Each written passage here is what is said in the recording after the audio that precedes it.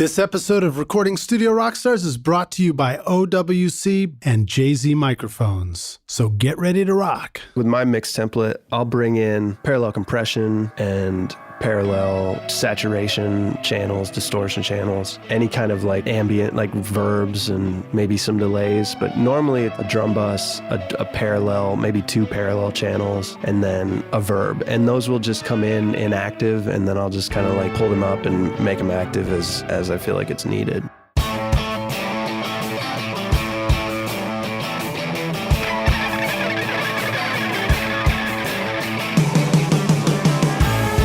Welcome to Recording Studio Rockstars. I'm Lid Shaw, and this is the podcast created to help you become a rock star of the recording studio.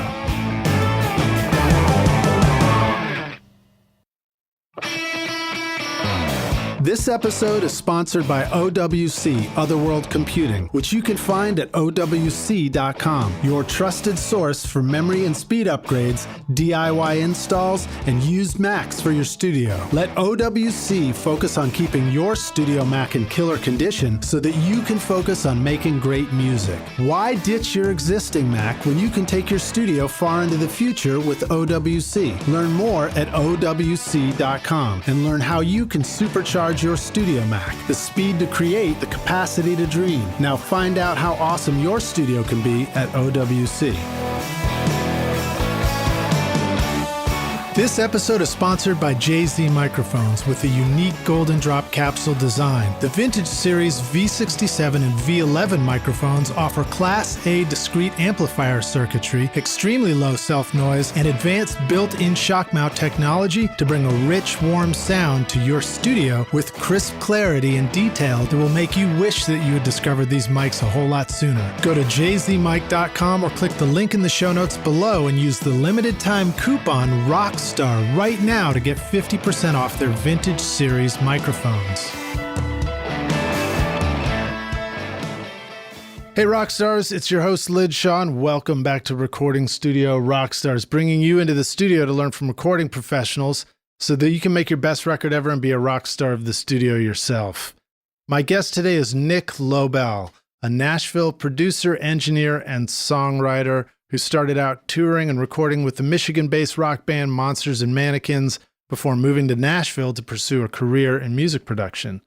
Following his studies at Belmont University and internships here at the Toy Box Studio at Station West and Ocean Way Nashville, Lobel cut his teeth as an assistant to mix engineer Sean Moffitt. In 2016, Lobel began working with songwriter-producer Tyler Johnson. Under Tyler's wing, Nick has worked with artist projects including Sam Smith, Meghan Trainor, Harry Styles, Cam, and The Head and the Heart. Over the past year, Nick has been further honing his chops, producing and developing the artist Alec Bailey, whose debut EP has already amassed over 4 million streams. And when Nick was at Belmont, he was also an intern here, as I said, with me at the Toy Box Studio, and was one of the best interns I've ever had here at the studio. Which at this point, I think it's been like maybe 30 or something like that. Wow. It's been a lot. We got to have you sign the intern wall of rock while you're here, because I don't think that happened yet. I got to. Yeah. So I'm super psyched to talk to Nick and have him back here in the studio with us, find out what you've been up to for the past few years, learn more about what it takes to be a top assistant engineer, and work with producers like Sean and Tyler, and just transition into producing your own stuff. Rockstars, I wanted to point out that Nick's also done a lot of cool stuff with me here at the studio. He was part of Stereo Sessions when we were doing the live video series here at the studio. In fact, he's on there as one of the people mixing the band Lines in the Sky when those guys were performing. And then Nick's also been down to Bonnaroo Hay Bale Studio with me. So we've done a bunch of stuff, dude, and helped launch podcasts, in fact. Yeah. So welcome back, dude. Together. Are you ready to rock? Thanks for having me. Yeah, let's do it. All right. That was a great all-encompassing intro. All right, good. Now we know everything about you. Should we just wrap up the podcast? Let's do it, man. Yeah, I think that was great. So welcome back to the studio, man. You've been doing a lot of stuff, but give us a little bit more about who you are in your own words. Just sort of briefly give us a little bit of your background. Like, how'd you get into music and recording in the first place? Sure. Well, I grew up listening to I just kind of being immersed in a pretty eclectic blend of tunes. Like my parents, they were listening to stuff like the Beatles, James Taylor, and then sort of like random musicals like Les Mis and a lot of like theatrical stuff too. So I got introduced to all that. And then I'm the youngest sibling. So I have an older brother, and he was around when I was like 8 or 9. The grunge scene was really starting to explode. Yeah, and Seattle. He was listening to Pearl Jam and Nirvana. Smashing Pumpkins were a huge influence. And then my sister was listening to stuff like Radiohead and like Sonic Youth and this more like alternative rock scene. Nice. We just had Dave Hillis on the podcast, and he talked all about recording Pearl sweet. Jams. Nice. I'm a huge fan of us his back to productions. Yeah. Well, anyway, so very cool, man. So you grew up with an influence of cool music, which has always been curious to me. I was the older brother, so I had to bring the music to my brother, and I don't know if I really did a great job of it, but I feel like I knew kids when I was in 7th and 8th grade. There were kids who knew all the lyrics to AC/DC, and I was like, AC who, what, Yeah. So I always figured it was probably pretty cool to have an older brother who was introducing you to a bunch of stuff. I mean, it changed my life. The Pumpkins were such a big influence, and the kind of the reason I started playing guitar was like, my brother showed me them, and then one of his friends knew a little bit of guitar, and I think he taught me how to play that just beginning intro lick to the song Today. And this was up in Michigan, where you were growing up? This was actually back in Pennsylvania. So I was born and raised in Danville, Pennsylvania. And then my family moved to Michigan when I was like 9 or 10. Okay, dig it. Yeah. But, so you did the band thing and were playing. Was this did you do a chapter post high school before coming down to Nashville? Just doing the band thing? Definitely. I had, definitely took me a while to like find my path and the right lane. Not me, man. I knew what I wanted to be since I was 5 years old. Yeah. No, not really. I always knew I wanted to do music. It just took a little exploring to like find what the right fit was. And not to say that I've like arrived, but I definitely am feeling like really good about where things are at. And I could just continue, as long as I continue to grow and like evolve and keep working on, exciting projects, I could keep doing this for years. You got your shit together, man. It's cool to see the stuff that you're doing. I don't know if I would go that far, but all right. So you did the band thing post high school. Tell us a little bit about that. I mean, like, because I know there's some listeners who are trying to figure out what to do next, and asking the question: do I go off to school? Do I go play in a band? Well, I started playing in bands probably in like 7th grade, I think, and played in bands all through middle school and high school, just playing garage rock basically, and like playing guitar and maybe doing a little bit of vocals here and there, but really just getting a groundwork for how to collaborate with people and how to co-write songs and build arrangements and stuff. And it wasn't, I didn't necessarily like see it like that, but that was like the education of it, was just like, oh, this is how you work collaboratively with people and like build music together. Did you actually finish high school and then make a decision like, I'm going to go be full-time in a band now for my next chapter? No, actually I did go to college out of high school. I went to Columbia College in Chicago. Oh, that's a great spot. I was doing their music composition program, and it was great. But at the time, I didn't have like my focus wasn't enough on school to justify being there, and I didn't necessarily put together like how it was going to like connect with what I wanted to do. And I was also still writing songs with some of my buddies from high school and guys that I had played in bands with for years. And we were just sending stuff back and forth. They were still back in Kalamazoo, Michigan. And eventually I just decided like I am more inspired by this stuff that I'm writing just with some of my buddies from high school, and decided to move back and pursue that. And so we did an EP and we toured. And through that process, I got way more into recording and production and mixing. So you're really in Kalamazoo, Michigan, which is also like where the Kalamazoo amp company was, right? Yeah, and my buddy used to have a little of Gibson guitars. Yeah, home of Gibson guitars. But was there sort of a studio or recording scene there or anything like that? Or was this at a stage where you, by having a computer, you were already exposed to things like Logic and Pro Tools and, you know, recording on your own stuff? I was building up just a modest home studio setup, and we were doing all of that basically on our own. We had a friend come and help record, and I think he was just using a PC with like Cubase on it. And I learned enough from watching him to just be able to do some of it on my own. So if he didn't show up one day, I would just record guitar myself, or I'd do drums or whatever and do a little bit of mixing, and then started to just get more into like online training and article, like magazines like Sound on Sound and Tape Op, and just really like reading and trying to immerse myself in as much as I could. You know, I've seen, you know, a variety of interns here at the studio and students and people coming up through this.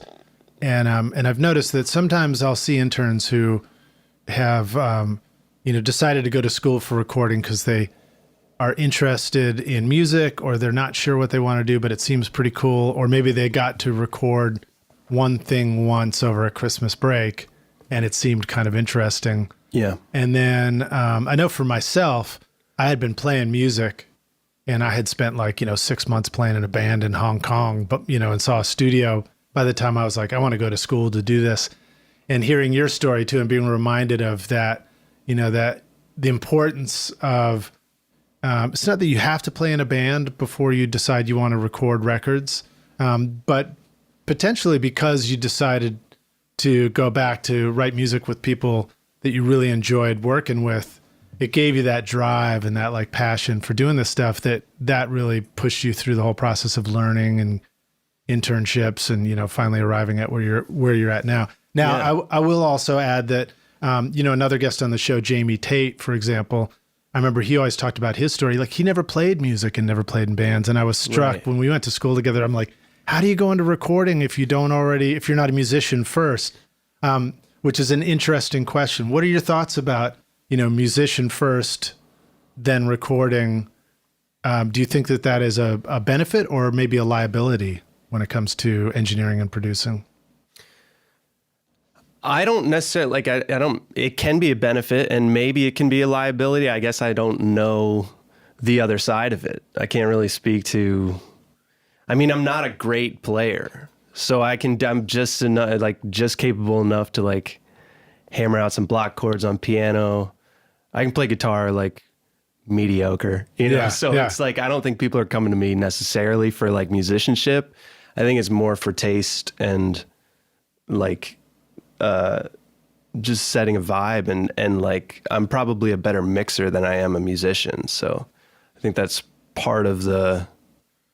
maybe that's part of the charm of me as a producer. It's like, I can make it sound pretty good, you know, like, yeah, you know what sounds right. Mm-hmm. Well, I think sometimes there's a benefit to music first, because when you're engineering and producing records, it means that you have a real understanding of the music that's in it.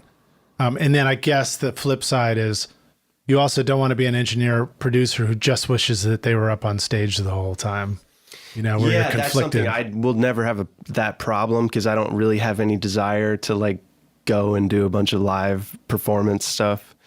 But I think like I think it can definitely be a benefit. And even like coming up and playing in bands, it's like, I still have moments where I'm like, man, I wish I had really like taken the time to really like study piano or study drum, because I would be just so much more efficient in this session that I'm in, or I could just really like get this part down in 10 seconds rather than like taking 30 minutes to learn something. That does seem like a real theme.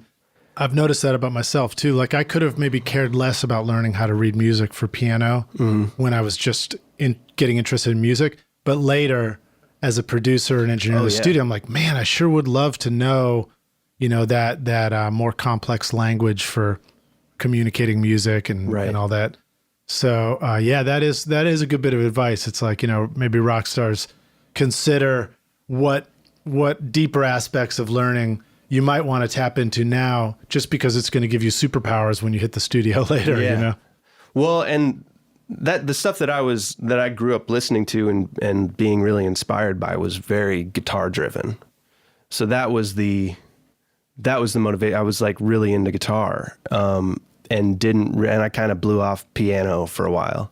Yeah. And I mean, back, I kind of wish that I had a more balanced approach, because you can play, if you know how to play piano, you can play basically any sound with virtual instruments, and it's pretty believable. Like some of the string libraries and stuff that's out there. If you're pretty good at piano, like you can make some pretty convincing, arrangements with like almost any sound. And it helps you communicate with musicians, which you'll be doing a lot of when you're in the studio, especially, engineering, but producing for sure. You got to be able to communicate whether a part is right or should go lower or higher or whatever, Totally. I think one of the things that I remember discovering in the studio was the challenge of trying to come up with a harmony idea and then suggesting it to somebody and then realizing it's not even in their vocal range, stuff like that. Yeah. All right, cool. So, one of the things I like to do on the podcast is ask our guests to kick it off with an inspirational quote. You got anything to get us psyched about hitting the studio? Yeah, man. I actually stumbled on this Rick Rubin quote the other day. And it's basically just saying, the quote is just sitting down to create is more difficult if you don't have a structured part of your schedule devoted to like only this work. It's not like a super profound quote, but it definitely rings true to me. Working from home a lot, probably like 40-50% of the time I'm working at home, and there's so many distractions and ways to divert your attention that if you don't have, a structured, like, this is the part of my day that I'm spending to go and mix records or make beats or write songs or whatever it is, like there's just too many ways to get distracted and not do it. Yeah, I think that's great advice. On recent interviews, we were talking a lot about songwriting, and that applies to the songwriting process as well. It's like whatever it is you're trying to accomplish, whether it's creative or whether it's even, prep work in the studio or whatever, dedicate some time to it and know that that's the assigned time for it. And a lot of our listeners, a lot of the rock stars are people who are also working during the week, and one of their biggest struggles is, I just can't find the time to get into the studio and keep working on my record. And I think that in those situations, even if it's for pleasure and hobby and it's not your profession, just having that a sacred block of time that you're going to go hit the studio and create, go in there, do it, be done, end it when it's over too. Don't overdo it, because then you'll be like, I can't do that again, It's just as easy to work too late into the night as it is to like not work. You know what I mean? Yeah. Like you can just as easily go too far with it. I might have done that before. Yeah. And then also, if you're having a lot of fun, if you're in there for fun and it's a Saturday night and you're drinking beer all night long, and then Sunday's destroyed and you didn't mow the lawn, now you're going to start blaming the studio effort for not getting the lawn done. So another good reason to kind of block it all off. Although it sure is fun to stay up late on a Saturday night. Oh yeah, drink beer and work on your record. Definitely have my share of like 5-6 a.m. nights working on tunes. Yeah. Usually that's in the early stages when something is really exciting and really new, and you just don't want to leave the studio, So it's that energy that sort of like keeps you there. Do you do more of that when you're working for other people on their projects, or more of that when you're doing your own thing, or collaborating with an artist that you're producing yourself? A little bit of both, because I still get excited about both. If it's an artist that I'm working with and we just wrote a tune together, they just brought in this tune and we're starting to like work up some production on it, that can be extremely inspiring, But also sometimes it's just like me doing my own thing at home, making a beat or writing a song or something, and like if you are riding that wave of inspiration, you don't want to, the last thing you want to do is like get off the wave. So yeah, totally. Try to just like stay with it as long as you can. Well, tell us more about your studio. You know, you talk about working from home. What does your studio look like? What does it feel like? Well, my girlfriend and I own our house, and we have a finished basement, and it's basically just like a small mix room in my basement. I've got just basic setup, few guitars, a couple mics, and essentially mostly what I'm doing there is mixing. It's set up with like Pro-Ax and some panels and absorbers and stuff, and the bulk of like production and like tracking work, I would say doesn't really take place there, but it's great for mixing, pretty great for songwriting if we're just doing if we're just mocking up like a demo on something. Yeah. Talk to us about Pro-Ax and talk to us about setting up your monitoring situation in a home studio environment where you're like, this sounds great to me, or you feel pretty good about what you're hearing back. So I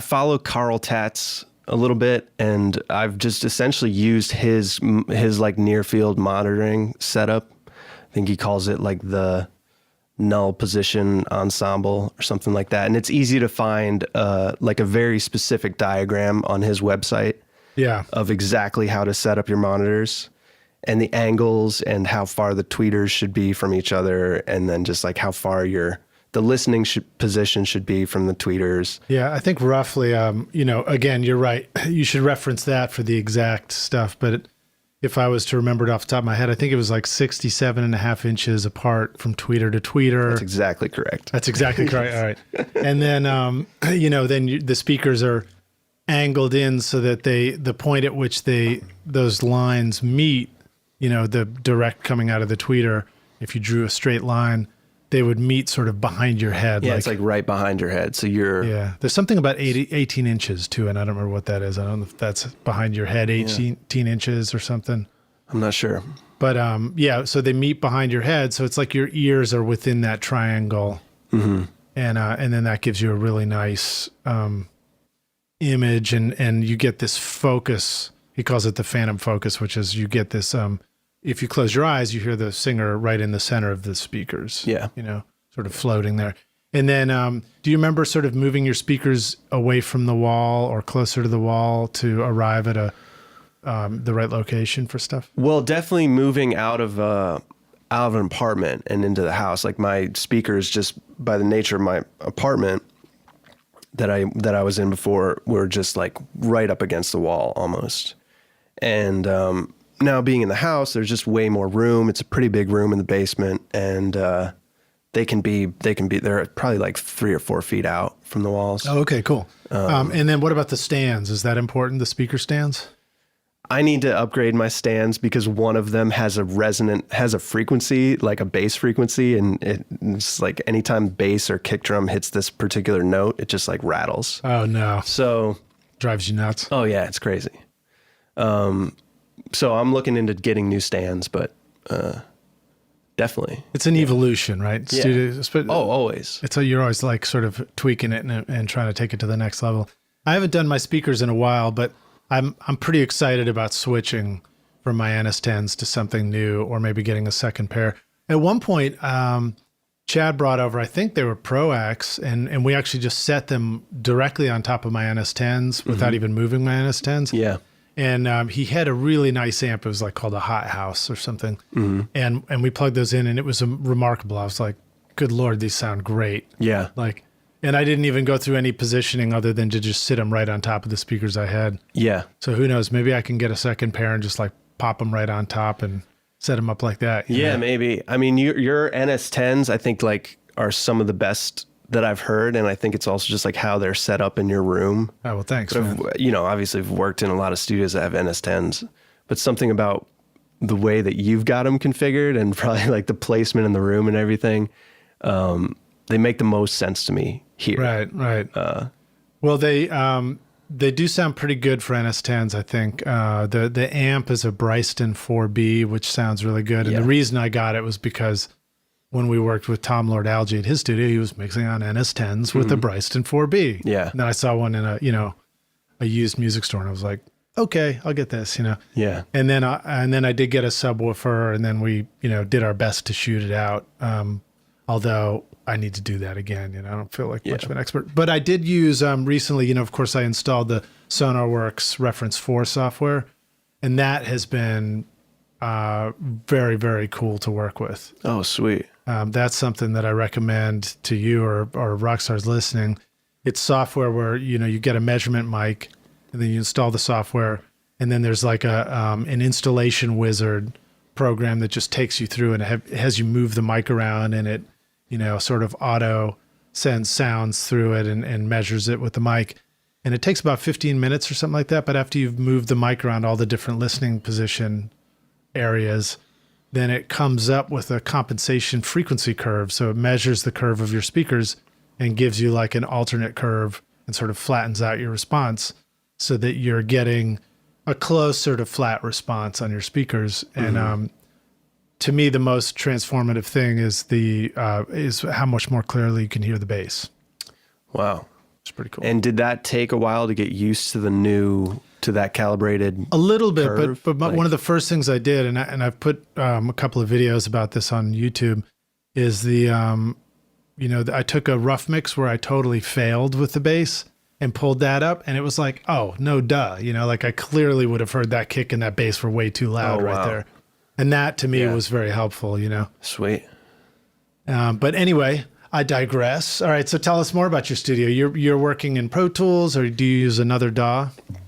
I primarily live in Pro Tools and Ableton, and it kind of just depends on what I'm doing. If I'm mixing, it's all in Pro Tools. Yeah. But if I'm like making a beat or starting production on something, I do like to use Ableton. It's just pretty like inspiring, but I've never finished a project in Ableton. Okay, so you get it to a certain point, and then how does it leave Ableton and go over to Pro Tools? Well, I'll just export stems. And is that something where you're like, you work up to a point and now you stop in Ableton, export stems, and go to Pro Tools? Or do you find yourself bouncing back and forth a bunch more while you're continuing the project? Sometimes I'll bounce back into Ableton, but usually I try to get something to where I'm like, all right, this is kind of like enough of Ableton, and let's bring this into Pro Tools and start tracking and really editing and starting to like mix and stuff. So Ableton it's okay to think about it as sort of a really fancy drum machine, beat making machine. Like that's the way that I kind of use it, as like a really powerful sequencer. Yeah, it's like one of your starting instruments for the track, right? Exactly. Does Ableton still have the rewire function where it'll talk directly to Pro Tools and you have them both running at the same time? You can do that. I haven't done that in years. There's a few like little quirks with that. I haven't been able to get Ableton rewired into Pro Tools and still be able to use VSTs within Ableton. Interesting. So you can, in other words, you can rewire it into Pro Tools and use the built-in like Ableton instruments and Ableton audio effects and stuff like that. But if you've got instrument chains with like other third-party plugins, those don't pull up. So potentially you could be working in Pro Tools and then treat Ableton like it was an input to a stereo track, and you're just creating your drum machine sounds there. Totally. And you can still play a keyboard and MIDI control Ableton, but you're hearing everything through Pro Tools. Yes. Yeah. Does the latency get crazy when you mess with that stuff, or is it pretty reasonable? It's more the just bouncing back and forth between the two screens. If you don't have dual monitors and you have to just like keep going back and forth between the Ableton interface and Pro Tools interface, that gets a little confusing. And sometimes and there maybe is just like a better way of doing this that I don't know, like having two fully computers explored, in the studio, one off to the side that's just Ableton, right? Well, that's cool, man. Yeah, all right, there you go, rock stars. Get dual monitors. Yeah, dual monitors would be helpful, and I think just being able to like fully sync them. Sometimes the playback doesn't sync exactly as it should. So that's just like, I'll sometimes rewire Ableton, but most of the time I'm just printing those stems and bringing everything into Pro Tools and kind of working from there. Not that we have to go too far down this path, but any little quirks or tricks you want to mention about exporting from Ableton? Any weirdnesses you run into that you always have to avoid with stereo versus mono or any of those kind of things? I mean, they don't always sound the same. So you just have to be cautious of that. Like Ableton and Pro Tools don't sound the same. So you got a sound in Ableton, and by the time it goes into Pro Tools, it might now be just a little bit different, but that's normal, and you just got to compensate. I think it's just the algorithms. I think it's the way that like Ableton sounds. It has its own thing, and sometimes it sounds really good, and then sometimes Pro Tools sounds better.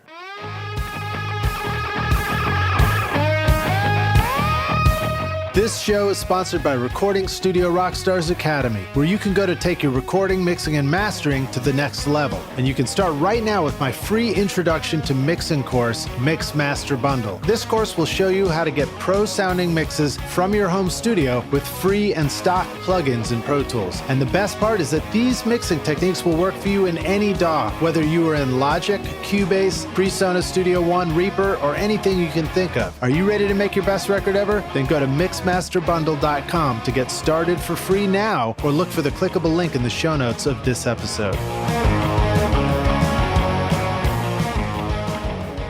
You have had a lot of cool experiences, and I know that one of the first gigs you got right out of school and finishing the internship here was you became an assistant. Talk to us about that process. What does that mean? Can you remember going from like, I need a gig to, I've got a gig. And what did it mean to become an assistant? What kind of things would you do? So I had a really great mentor in a guy named John Mays. And he was an A&R over at Centricity Music. They're like a contemporary Christian label. And he connected me with Sean Moffitt, who's a mix engineer. He's like probably the top mix engineer in that genre, and is now starting to branch out more and doing like pop and country. But anyway, John introduced me to Sean, and this was before I was out of school. I was still in school at the time, and I think I was still interning. And Sean and I just kind of like hit it off. And then a couple weeks later, I found out that he was looking for an additional assistant. He already had a go-to guy who'd been working for him for, I think at the time it had already been like 3 or 4 years. And his assistant Warren was starting to transition to more like just doing his own mixing and doing his own engineering a little bit more, and was looking for somebody to kind of supplement and help out with like picking up the slack. So I kind of like chatted with Warren and learned like what all was entailed and what they sort of needed to do. And then pretty quickly just jumped into like training to pick up that work. How steep is the learning curve for becoming an assistant to a mix engineer like that? Was there quite a lot to learn? There was definitely a lot to learn at the start, just because of all of the intricacies of Sean's setup and his workflow and just all of the specific like preferences. Just from the way that he would set up the session in Pro Tools to like how things have to be routed to his outboard gear and his like 2-bus compression and EQ and whatever else. So learning the basic template took a little bit on the front end, but then once I had it down, it was a very similar process on every session that came in. Right, it was designed to make things efficient and quick. Exactly. It's meant to expedite the workflow for Sean so he can open up a session and it's exactly where the producer last hit save. It recalls exactly to the rough mix, and he can start from there. And then on the back end, it's set up in such a way like the initial mix prep is set up in a way that like all of the archiving and stems and printing different mix versions and everything else that might need to be done for like a label delivery is all pretty much in the session and ready to go. You just make those tracks active and you're good to like start printing stems. Wow, fascinating. So does this mean that a session can become more complex? So like if there were 24 tracks originally, by the time you get into this template, is it a lot more than 24 tracks that you're looking at on a screen? There's definitely additional tracks that come in as part of the template. And those would be like certain instrument buses, like a mix bus, a print track, usually I would print in the session, like out of the mix bus to another audio track. And then there's just hidden and like inactive a bunch of just audio tracks for stems and printing different mix versions, like a vocal up, vocal down, acapellas. Interesting. Yeah. All right. So another question about that. Now that you've sort of transitioned from being Sean's assistant to other things, and now you're producing and mixing your own stuff, how many things, not necessarily specifically, but like, do a lot of those kind of template things carry over into your own work and you've adopted 100%. Them? 100%. Yeah. Okay. Yeah, I use things like stems and stuff like that. Exactly Sean's workflow when I'm mixing. Like Very cool. It's pretty much the same sort of template. A few things adapted a little bit to my own setup and like preferences, but it's the same, like basically the same idea of just having all that stuff in the prep and ready to go when you're done mixing and need to like start printing archives and stuff. Okay, cool. Well, before we get into the nitty gritty of all that stuff, talk a little bit about the workflow of assisting engineer. What are the goals for somebody who's trying to understand this? It sounds fascinating, but they're like, what does that mean? You know? Well, the goal would always just be for Sean to have the quickest and easiest, like he can pull up the session and just feel inspired right away and not have to like figure out why something is routed a certain way or like what's going on with the track. Like I do all that ahead of time in the prep. Like, so the producer would send the session and I would get it first and just set it up for Sean and then pass it along to him. And hopefully by the time he's opening the session, it's all just like ready to rock. How much time might it take for you to prep a session? It just depends on the producer, honestly. Like some tracks could take 15, 20 minutes and others where it's like a more complicated setup or they have some pretty wild routing, might take a lot longer. And tracks that are coming from a different DAW, like there's a handful of producers that work with Sean who work out of Logic. And so they would send stems and then it was always a slightly different process, more like importing all the audio and matching levels to the rough mix and matching panning and all that kind of stuff. Now, I know in Logic, that's an example of people when they export stuff, you get a bunch of stereo files. Like everything's a stereo file. Yeah. Talk about that a little bit. Is that an issue? Is that not an issue? So I've seen stereo files come in and then listen to them and I'm like, that's just mono. Yeah. Turned into stereo and then I split it out and turn it back into a mono track. Is that part of the process? That's the same thing that I would do. If something was obviously mono, and you can always check with like a flip phase on one side. So I would do that and just like make anything that was actually just mono. I just split it. Okay, here's a geeky question. How did you flip phase on one side?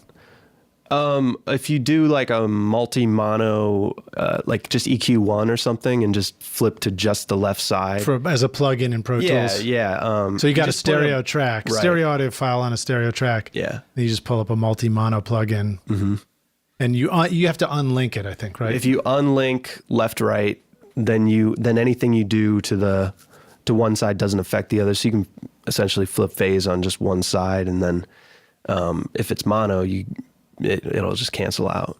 You pan both sides into the center. Yeah, you got to pan both. You got to if it's panned left and right, you got to pan it to the center first, right? Okay, exactly. Cool. All right, there you go, rock stars. That's how you check phase and flip it to mono. And then if it is mono, what do you do to that stereo track? I think I just had a command, like a shortcut to split into mono. And then I would just delete one of the sides, keep one, and then make sure it was pan center. And just, I think usually the compensation EQ, or not EQ, but gain is like 3 dB. Like in other words, to match lower the level of the stereo track, if you're making a mono track from a stereo track, you have to boost the mono track to match the gain. Right, because before there was that mono track coming out of the left speaker and that mono track coming out of the right speaker. Yeah. And then when they add up at your ears, they're 3 dB louder. Mm-hmm. Okay, cool. Is it advisable to turn a stereo track into a mono track? Is it okay to just leave it as a stereo track and not even worry about it and just mix it from there? It's fine. It's not that it definitely like if you're putting a lot of plugins on that track, it's gonna save processing. Save processing. Also, it's kind of a hassle to stereo, or if it's stereo but it's really mono, you want to pan it somewhere. You now have to mess with 2 pannings. Yeah. And stuff. Okay, cool. So the flow of a project is from producer to you. Mm-hmm. You have to turn it into a session. And then it goes to whoever you're assisting, that engineer.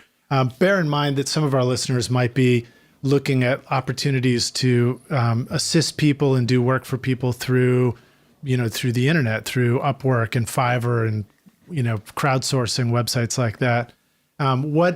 So then the person you're assisting opens up the session. And again, maybe describe more of what happens from that point.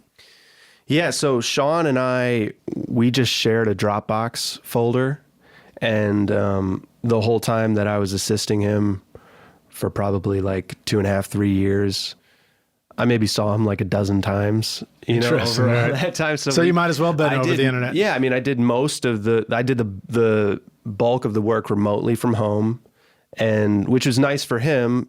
We had pretty much a cloned, at least Pro Tools setup. We had all the same plugins, so I could open up sessions from almost any producer and like it recalls. Now, is that something where, that becomes a consideration for somebody who wants to assist? It's like, I may have to buy a bunch of plugins that, to get to work. I think it just depends. I mean, if you're working for somebody remotely like that, you on the front end, you can get by without necessarily like having everything. But if you need to print stems and archives for like a mix engineer, you're definitely going to have all the same. You're going to have to work on like a cloned rig. And if they're using any outboard gear, that's another consideration. You got to have all the same outboard gear, interesting. And even like converters, Right. You may end up needing the same studio. Yeah, which is like, I never did any like archives from home because I just didn't have just Sean had some outboard gear that I didn't have. Let's break that down a little bit more for people who are like, what does that mean? Sure. So you send it to the mixer, he does the mix. And then what do you think, how would you describe the time frame and the process of mixing? Does he mix it all the way until the very last thing is printed and delivered? Or is it like sit down for an hour, do the creative stuff, save and close the session, now you come back and open it back up again and sort of do all the follow-up cleanup stuff? Well, I think for the most part, Sean would mix and hit tweaks, and then once it was approved, either Warren or myself would print all the different versions. So just as part of the initial setup of the session, there was just all the tracks to print different mix versions, and we would do that once the mix was like turned in and approved and everything. Okay, does that answer your question? Yeah, totally. Yeah, I'm just trying to help paint a picture for what a workflow like this looks like for people. Well, let's talk a little bit about what kind of stuff you want to teach the rock stars about a really smart mix template. Cool. Where do you want to begin? What's a good place? What's one of the first things that you remember discovering about a mix template where you're like, oh, that's cool as shit? Anything in the parallel processing world or drums or anything like that? Yeah, I think that just having some things that you bring in that you kind of like know what they do and the intention behind them, like as part of Sean's mix template, which I then adopted and still use on everything that I mix. We're allowed to talk about it, right? Oh yeah. All right, cool. Yeah. I mean, Thanks, it's Sean. essentially my Thanks, Nick. at this point. Just bring in like certain vocal effects that I use. I'm glad you mentioned that. most There was things. on your productions, Alec Bailey and stuff, great vocal effects in there. What are man. some, what do you want to say about some of your favorite vocal effects? What are things that you might bring in? You had some beautiful lush reverbs. You had some really smart uses of sort of distortion. Yeah. There was one track, Lemonade, one of the tracks you produced, and like the lyrics like call you and for you have this like double distortion effect going on with the vocal and cool effects like that.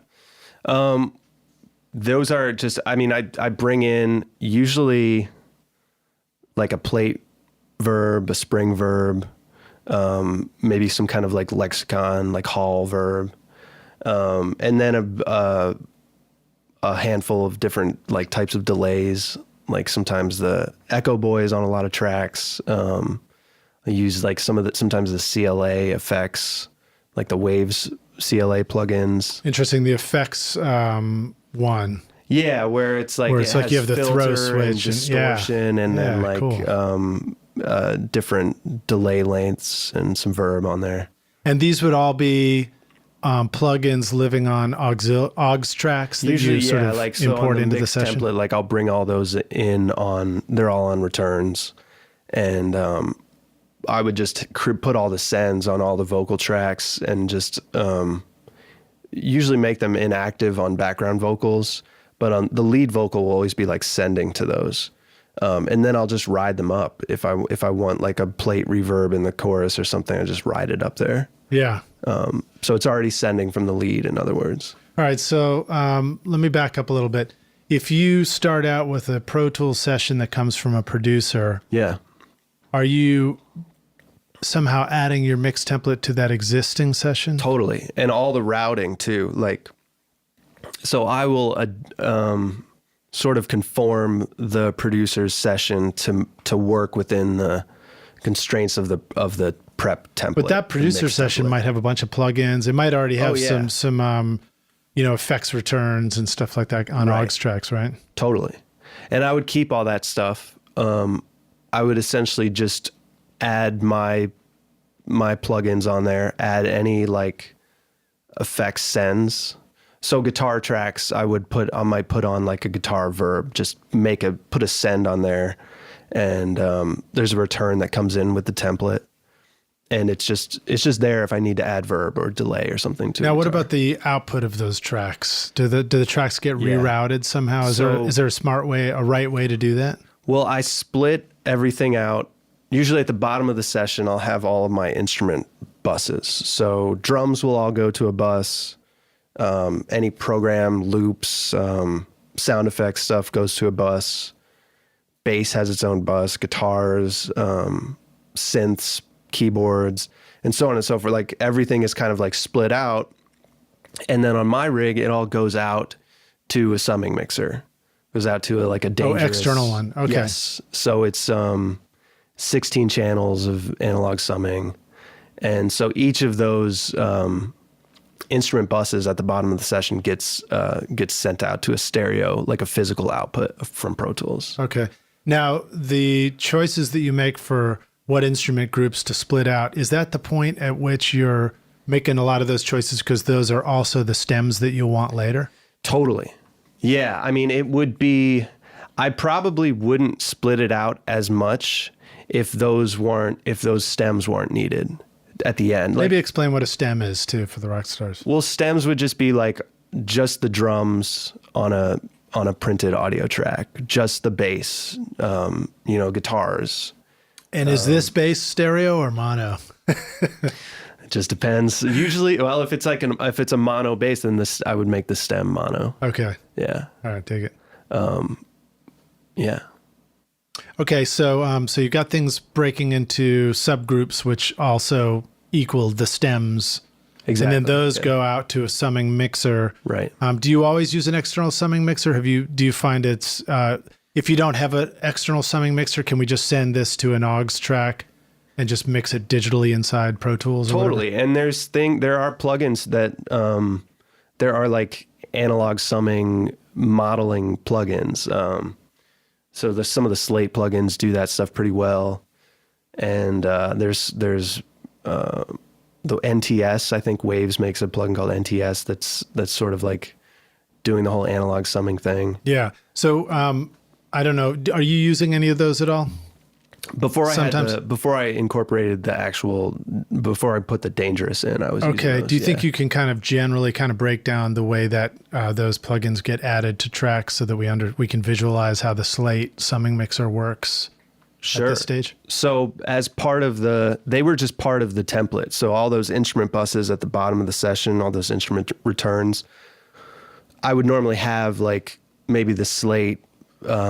What is it called? The VCC, virtual console collection. Yeah. And then I would always have like a Pro Q, maybe like a compressor on there, maybe a limiter at the end of the chain. And then they're either routed out to the gear or just to the mix bus internally in Pro Tools.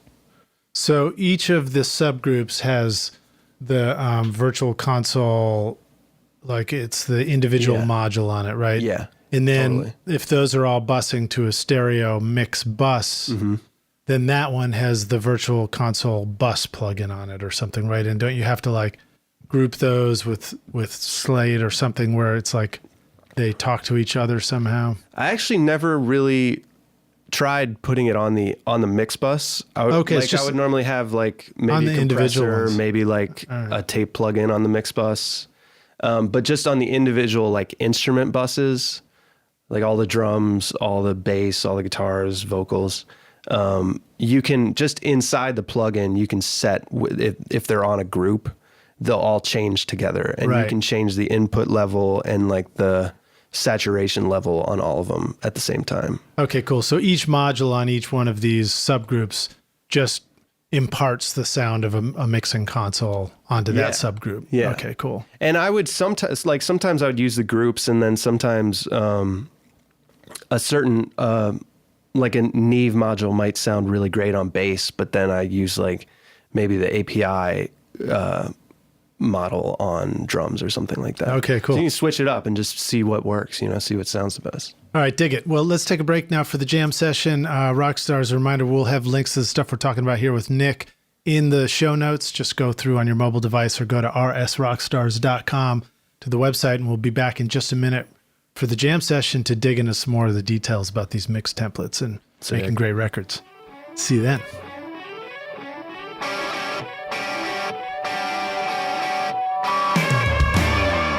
Are you using a Mac in your recording studio? Are you tired of feeling like the studio setup you worked so hard to create is becoming obsolete too quickly? Wouldn't it feel great to have a trusted friend to help you keep your existing Mac and studio setup current and relevant so that you can focus on the thing you love most, which is making great music? Well, now you can rely on OWC, Otherworld Computing, which you can find at OWC.com, whose mission it is to help you get the most mileage out of your existing Mac. Whether you need to upgrade your RAM, install an SSD drive, add more connectivity, or simply find a great used Mac that's ready to rock, OWC will help take your studio far into the future with a vast library of DIY install videos, 24/7 friendly support, and free shipping in the US on most items over $49. Why get frustrated and ditch your existing computer when you can take your studio far into the future with OWC? Learn more at OWC.com and find out how awesome your Mac can be at OWC. If you want to capture every nuance of a great performance in your studio, then you need to start with a microphone that is crafted with great care and attention to detail. JZ Mics in Riga, Latvia designs amazing sounding microphones that are handcrafted with jeweler's precision to bring you incredible detail in your recordings. At the heart of JZ microphones is the unique Golden Drop capsule design, which uses a lighter, faster diaphragm that delivers great clarity and fidelity while avoiding distracting colorations and and distortions. Make sure to check out the Vintage Series V67 and V11 with Class A discrete amplifier circuitry, extremely low self-noise, and advanced built-in shock mount technology to bring a classic, expensive vintage sound to your studio for an affordable price. Jay-Z offers a 5-year warranty, free shipping to the US, and a 30-day money-back guarantee. Plus, for a limited time, you can use the coupon code ROCKSTAR to get 50% off their Vintage Series microphones. I got one. You're hearing my voice right now on the V67. Wouldn't it feel great to have one of these in your studio? Go to jzmic.com or click the link in the show notes below. Hey, Rockstars, we're back now for the jam session. Again, my guest is Nick Lobel. Not to be confused with Nick Lobel, which is how my iPhone Siri always pronounces your name. That's how almost everybody pronounces it. You know, I had to learn how to go like, hey Siri, call Nick Lobel. Oh, I'm glad I didn't just kick my phone on just there. It probably would have done it. We're going to dig into some more talk about mixing and making great records. So you ready to jam, dude? Yeah, man. Sweet, man. Great to have you here, man. I love being here, bro. Let's break down your mix template a little bit more, or just stuff that's useful to know about when you're creating your own mix template. Let's begin with the drums. First of all, do you lay out your mix sort of top to bottom on the screen in sort of a consistent manner? Yeah, I would always have it look pretty much the same so I can navigate really quickly. I just know, I know drums are at the top, and then if there's any program drums or loops, that stuff is right below the drum bus, and then bass, and then guitars, and then keyboards, synths below that, any kind of orchestra, if there's strings or brass or horns or anything like that, would all be right below the synths, and then vocals laid out, just lead vocal, and then all the backgrounds, and then gang vocals. So the very bottom track on a session might be the last gang vocal that was done or something. Well, the lowest tracks are actually the instrument buses, and then the mix bus, and then the mix print track. And then below that, just all the audio tracks for different mix versions and stems. Right. So the bottommost track is actually a gang vocal stem track or something like that, or maybe vocal effects stem. But the actual audio tracks that are sent from the producer that come in with the session are, gang vocals and any vocal effects are usually towards the bottom. Right. And then, and right after that is sort of the sub mix buses happening right there. These are all the sub mix buses. Yeah. And then what about with the effects? When did the effects show up on, visually? So vocal effects are right above the sub mix buses, right above the instrument buses. So it's vocals, then vocal effects. Yeah. What about effects for guitars or drums? Do they live up near the sub mixes for those instruments? With those, with those instrument tracks. If there's a guitar verb, I keep that up with the guitars.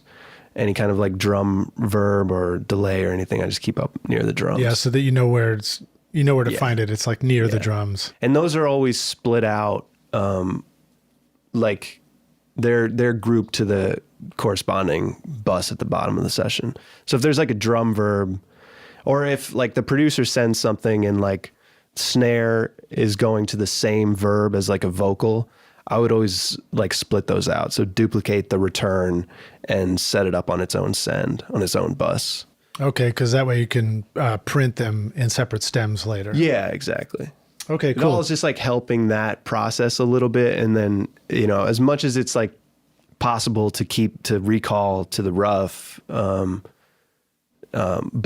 still being able to split things out and process them individually. All right, so let's back up to the top. So drums, and then you said drum bus, and then you said program drums. Mm-hmm. Is that because the drum bus is meant to be just for summing the drum kit together, so that now that's sort of one good sound? Yeah. And then you might still sum the drum kit and those drums together in let down further in the mix in the drum subgroup. Well, I would so usually at the bottom I have a drum subgroup and then a loops / sound effects subgroup.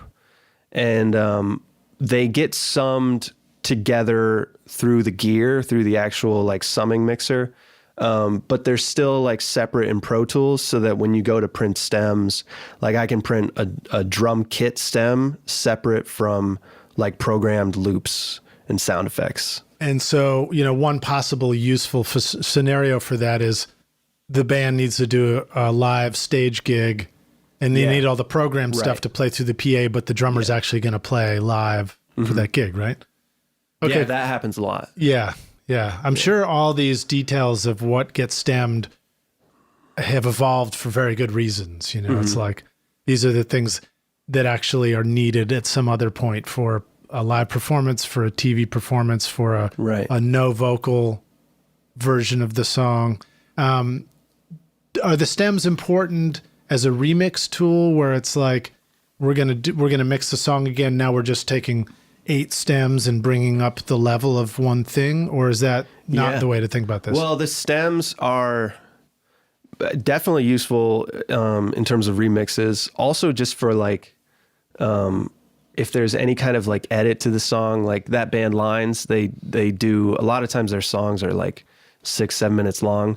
So sometimes they'll do like a radio edit, which just like a little more concise, get it down to like 3-4 minutes for radio, And so I'll do those from the stems, because if you could do it from the final mix, but then it's tricky sometimes to get the edit to crossfade just right. Is that why the stems are more useful? You're dealing with a lot more. You could definitely just pull up the final mix session and make some of those edits. It's just a lot more tracks that you have to like deal with, rather than like 12 stems, you're dealing with the whole session file. No, well, I guess what I meant by the final mix is just a stereo file. Why not just edit the stereo file to turn it into a radio mix? So maybe there's like vocal throws or delays that if you make an edit, that just cut off sort of randomly instead of like that stuff carrying over. Whereas the stems lets you, Let's edit those things individually. The edit for the crossfade for the edit happens here before the kick drum, but on the vocal track, it maybe happens a little later after you finish the line. Okay, cool. So those are helpful to have for that kind of stuff. Okay, great. I like that, man. If you were recommending how somebody might start including all these stem tracks in there, well, first of all, let's describe what kind of routing you need to do to create stem tracks in your mix template. Mm-hmm. So you have let's start with a visual of a simple band, so it's not too complex as we describe this, but you've got drums, bass, guitars, vocals, vocal effects separately or something like that. These are all the subgroups, right? Okay, and then how did those turn into stems? How do they get routed? And we're not using an external mixer. We're just doing all this in the box in our Pro Tools. And I do that too. Like the stems that I print I don't route them through any outboard. They just get printed into the session from sends on the returns, basically on those sub mix buses, like the drum bus at the bottom, bass, guitar bus. I just have sends on those tracks that go to audio like print tracks right below it. Okay. So all of the stems that I do personally are pre-mix bus. So they don't have the mix bus EQ and compression, or if there is anything on the mix bus. Is it important? That is just, it's more so I can recall the actual mix rather than trying to like get the stems to like roughly match the mix. You know what I mean? Like, if I have stems that are pre like mix bus, I know that I can pull those stems into a session, pull in like the settings of the mix bus on that session, and it will like recall to the mix. And it will sound like the mix. It sounds exactly like the mix. Nice. Aside from any like random algorithm reverbs or something like that, it'll phase cancel the mix. Yeah, right. Speaking of random algorithm stuff, you like when sometimes we use flangers and phasers and effects like that, it can be you discover that like every time you play the mix down, it phases and flanges differently because it's not like locked to the grid, right? The sweeping sounds and stuff like that. Yeah. All right, dig it. So as far as what arriving at what things we want to create stems of, any advice for us on that? I mean, should we just automatically break it down into some combinations of stuff? Like, what would you recommend? I mean, I think it just depends on what the delivery requirements are, and if they even need stems. Like some stuff, I don't print stems because it just isn't, like, the artist doesn't ask for it, and it does takes a little while to do. Okay, you know, but most of the time I will do that. Sometimes I'll do stems just for my own peace of mind, so I know that, like, if Pro Tools starts acting crazy, or if, like, a plugin randomly expires and I can't find, like, a new installer for it, I still have the stems of that mix. Okay, all right. So then let's back up one step from there. The submixes of things. Do these submix things like drums, bass, guitars, do they sometimes have treatments on them, plugins on the submix that are like, yeah, you know, where all those instruments are compressing together or getting EQ'd a certain way? Yeah. And what are some important considerations about that? Are there sometimes elements where you can't break them out and stem them because they need to hit that submix together? Yes, sometimes it would be like if you split out, like, something that's pretty common is like they might want lead guitars split out from rhythm guitars, and then maybe there's also like ambient swelly, like, verbed out guitars or something. So they might need all those things split out. And in the mix template, normally I would just have them all routed to that like a guitar's sub mix bus at the bottom. So if I need to print stems of those things individually, I would just duplicate that and make a new bus for each one of those. So you'd end up with 3 guitar buses, one for lead, exactly. one for like rhythms, one for bus, swellings. rhythm guitars, and then like ambient guitar swells or whatever. Okay. And so they wouldn't, like, they're not going to hit if there was compression on the initial, like, all guitars bus, it's not necessarily going to hit that the same way, but you'll still get, like, How useful is compression on the all guitars bus? It can be, I mean, it can help. Sometimes I'll put stuff on there just for tone, and it's not actually compressing very much. It's just imparting the tone of a specific compressor. Can you give us, remember an example of, like, what plugin might sort of impart a tone? The Fairchild sounds really great on guitars. The is that the, like, which Fairchild? FG Mu. Pick the one. I think it's the FG Mu. Or just like the U80, like Fairchild 660, 670s. Right. Okay. Like, a lot of times I'll have those on the guitar bus, but it's maybe compressing like a half a dB. But it does, like, just the character of it sounds really good. Okay, cool. You know? All right. Well, let's back up to bass next. What are some bass treatments that might happen in a mix that are very useful? How does the bass come to you? Is it, let's say it was an actual electric bass guitar. We're not dealing with synths at this point yet. What are you getting? Amp mics, DIs? Are you getting a bunch of stuff? Are you have you learned that all you need is the DI because you're going to rebuild the whole thing anyway? Any tricks or tips there? I think every session is a little bit different, like, depending on the producer, and but a lot of times I'll get both a DI and an amp mic. Sometimes it'll just be a DI, and then, you know, with bass you just like trying to get it so you can hear the mid-range enough on, like, phones or just small speakers, while also, like, keeping the low end intact. So sometimes that's like saturation or like harmonic distortion, anything to just give it, if it's required for the song, you know, if it, like, suits the record. Like, I love adding that kind of, like, mid-range, like, grit and growl. When you're adding mid-range grit and growl, what are some of the tools that you use for that? And does it also sometimes compete with the low end when you're trying to just add the mid-range? Anything we need to know about that? So I've been using it's a U80 plugin. It's the VSM3, and it essentially is like, you can do second and third order harmonic distortion or saturation with this. And you can do, like, you can blend the two, you can do them in parallel. But it's really nice for adding, like, some like saturation, some mid-range on bass. I'll use it in parallel on drums sometimes. And definitely just, like, I'm always checking that it's not messing up the low end. Cause there are some like I've tried Saturn, and sometimes Saturn gets a little phasey, or you just don't like the low end gets a little weird with it. I don't know exactly what's going on, but just, how do you Just check? trust my ears. What's an easy, quick way to check? I just trust my ear. I don't have any. No, I mean, is there some we do on the screen? Do we bypass something? Oh, just like, well, if you hear more low end without that parallel chain, then it's probably messing something up. So that would be parallel chain means we've got a DI track, and then underneath it we've got, do you copy the original bass and have it like a second DI track that has different plugins on it? Or do you just route the DI track so that it returns in two places in parallel?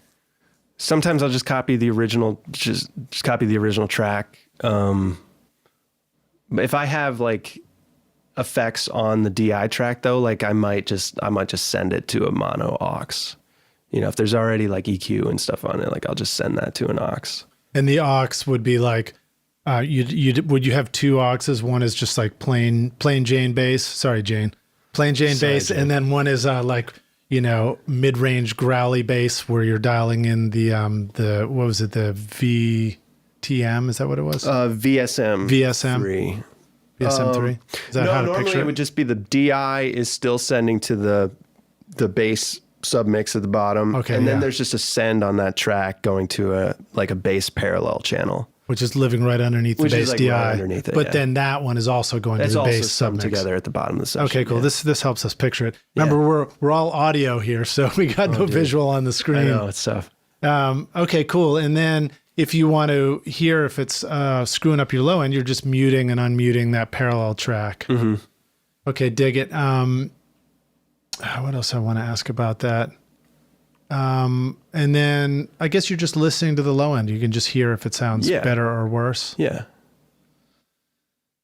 What else should I ask about bass? Any other cool things that the rock stars need to know about treating a bass to sound better for a mix? Oh, you mentioned the little speakers and iPhones and stuff like that. Yeah. How do you know? I mean, you're mixing on your big ProAct speakers. They're not that big. They're like NS10s, right?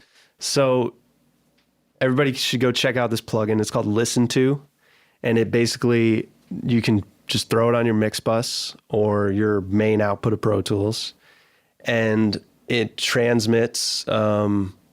It's just, you can stream the mix. So I use this all the time to like do mix tweaks with a client remotely, or just listen on my own. So I'll just send the mix to my phone, and I can stream it. I can go out in the car and listen, or just listen on my earbuds or phone speaker. And whatever. It's a send on the mix bus? It's actually just a plugin. So it's a plugin. It just lives, I just keep it on the end of the mix bus chain. Does that work? Effects and everything. I don't know if you know the answer to this, but would that work on an HDX Pro Tools system as well? Sort of a, where you can't use aggregate outputs and stuff like that? I think so, because it isn't, I don't think it's like an aggregate IO It's thing. not an output. It's a plugin. It's just a plugin, and it just, it just streams. So there's a link, and then you just send the link to your client or to your phone or whatever, and then you can pull it up, and it just streams on through there, like super cool. Kind of like Nicecast is one I'd use. That's what I used to use. I was using Nicecast forever, and then I think I updated my OS, and Nicecast didn't work anymore. Yeah, so that happens. There's all those fun little.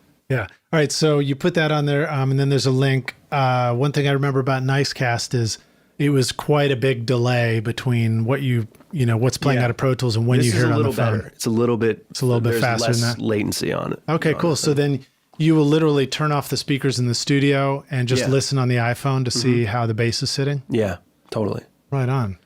And listen in the car. I mean, I'm just so used to how those speakers sound in my car. Yeah. And you know how stuff should sound, like, because you just listen to more. You listen there probably more than anywhere else. Yeah.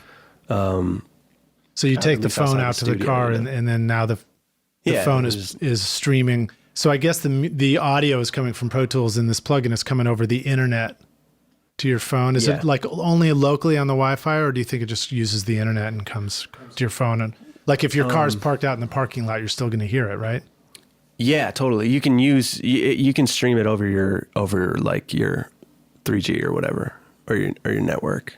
So Okay, it's either cool. or. You can use, if you're on your own Wi-Fi, it might be a little bit faster just because it's on the same network as the computer. But I mean, I've sent it out to clients like in other states and it works fine. Cool. Well, I'm excited. I'm going to have to try that out. I've been using Audio Hijack and Airfoil. Oh, sweet. Sort of a more complicated thing to stream it locally. Yeah. But that one doesn't work going out to my car. Oh, okay. The only good thing about the one that I'm describing is it's not much of a delay. So it's still a delay, but the delay thing is frustrating because then like as soon as you hear something, you're like, you want to be able to like turn the bass off and on and hear the result really quickly so you can make some decisions. Sure. But great tip, man. All right, we'll have to check out Listen To. Now let's back up from the bass and let's go to, well, but actually before we do back up from the bass, do you have any advice for treating, synth basses, and do they get the similar treatment to what you just described for a bass DI? Any tips about mixing and blending basses in a production? Anything like that? I mean, I wish there was like a specific, that would just be so much easier. Like this is just what you do. But honestly, every record feels different. And it's like, I don't use the same plugins on everything. I don't use the same kind of like processing on everything. It's really just like, what am I hearing and what tool can I use to like get that effect? But that said, like synth basses sometimes just distorting the crap out of them can sound crazy, or just sending them to like a short verb. It just kind of depends. Like, yeah. When do you put a high pass filter on a bass track, which is one of the most counterintuitive moves ever? When it's messing up with when it's kind of like screwing up your mix bus compression. Like if you high pass a bass a little bit, you can get your mix to like dance a little bit more. Oh, okay. Yeah. Talk a little bit more about that. Well, just you got frequencies below like 40 hertz that are just like affecting, you might not be hearing, but they're affecting your mix bus compression. And then you can kind of hear when you start to roll some of that low end like rumble off, it just comes alive a little bit more. It's really subtle, but like you can just get a little more headroom.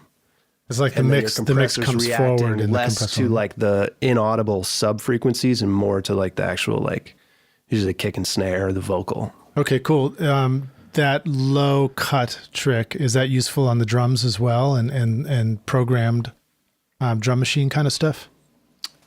It definitely can be, like depending on the frequency of your kick. It can definitely help to like roll off some of that low end. Usually, it's the balance of like trying to find the right spot for the kick to live and then where is the bass relative to that. Yeah. And I think it just kind of depends on what kind of music you're making. If you want a really subby, low end heavy like bass guitar mix or synth bass mix, or if the kick is supposed to like kind of like control that range. When in the mix process are you reaching for these low cut filters and making these decisions about it? Is it closer towards the end of the mix when things are adding up and hitting the mix bus and now you're hearing that effect against the compressor? Or are these decisions that you can make intelligently pretty early on when you're just mixing drum and bass together? I think you can definitely roll certain things off in the initial phase of the mix. Like I don't necessarily do a ton of like high pass stuff, but as if I'm starting to like notice that the low end isn't clear enough or is like getting a little murky or muddy or something, I'll roll low end off the background vocals for sure. Maybe guitars too. Maybe lead vocal. Like I love to keep at least like some punch in the lead, like some chest in the lead vocal if I can. Right. If it suits the record, but I definitely don't cut as much as I think. So like I've seen some sessions come in where they're cutting a lot of like low mid range on a vocal. And usually that sounds it just is a little thin to my ears. Yeah. I think that low cuts are an amazing tool, but they can get used by default instead of used by necessity. You know? Yeah, like I bring them in, like they come in with the template by default, but they're inactive, and I'll only make them active if I start to notice that there's like issues. Okay, cool. Well, let's back up then. And well, actually, before we back up, where and how do you make judgment calls about low end? On your Proax in the car? Oh yeah, on the usually I'm mostly listening on the Proax in my room, and I have a sub, and the low end is pretty accurate. You know, it's just like any home studio, like small room. It's like there's going to be issues with the low end, so I definitely get it feeling really good in there, and then taking it out to the car or listening on. Do you get up and move around the room in your control room to judge the low end coming out of your speakers? Do you have one? Not a lot. Do you find that then the mix I usually spot is get even more confused. Right. I tend to just like stay right in front of the desk and just mix from there. Because I've definitely noticed that there's like big modes and big areas where bass is like extremely pronounced. Right. And if I made judgment calls from there, it just confuses sound you. really thin, you know? Yeah. All right. Let's back up to the drums. Mm-hmm. What are some things that are part of a drum template that help make drums sound better? And I guess we're talking about an acoustic drum kit at this point. Sure.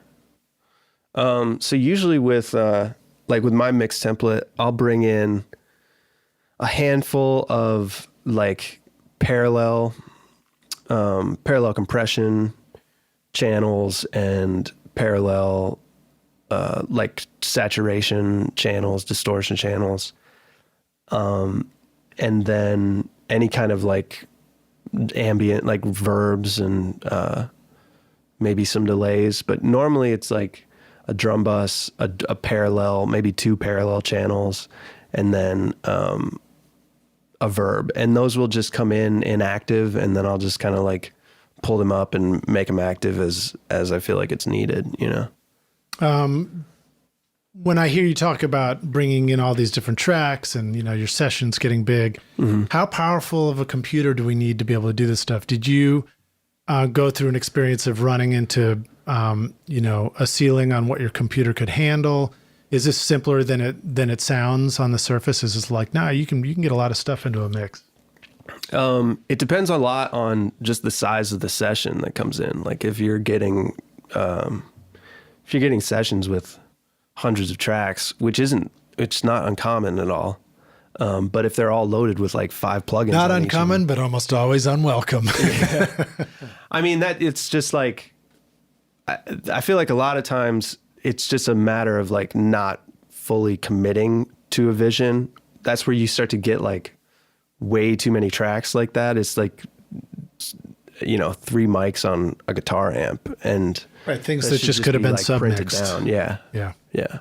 So is that part of your mix template process? Do you just automatically submix stuff and make it simpler for, Sean, if you were assisting him, if for I example? do hit a ceiling on something I'm mixing, I will like bounce stuff down or print. I'll just commit to things if needed. But I didn't really do that too much for Sean because I think his rig, it just wasn't really an issue. Yeah. When I worked with Jamie Tate, who very consistently makes great sounding mixes, I was struck by how quickly and how almost with like a who cares attitude, he would just take something that we had that was like a bunch of tracks and just bounce it down to a stereo track and start from there. Yeah. It's like right. When you're you're producing and creating, you can get so easily hung up in the 12 tracks that make up your string blend, Yeah. But he would just be like, play, sounds good, bounce it down to stereo and I'll just mix great. from there. Perfect. And then it ended up sounding great, you know?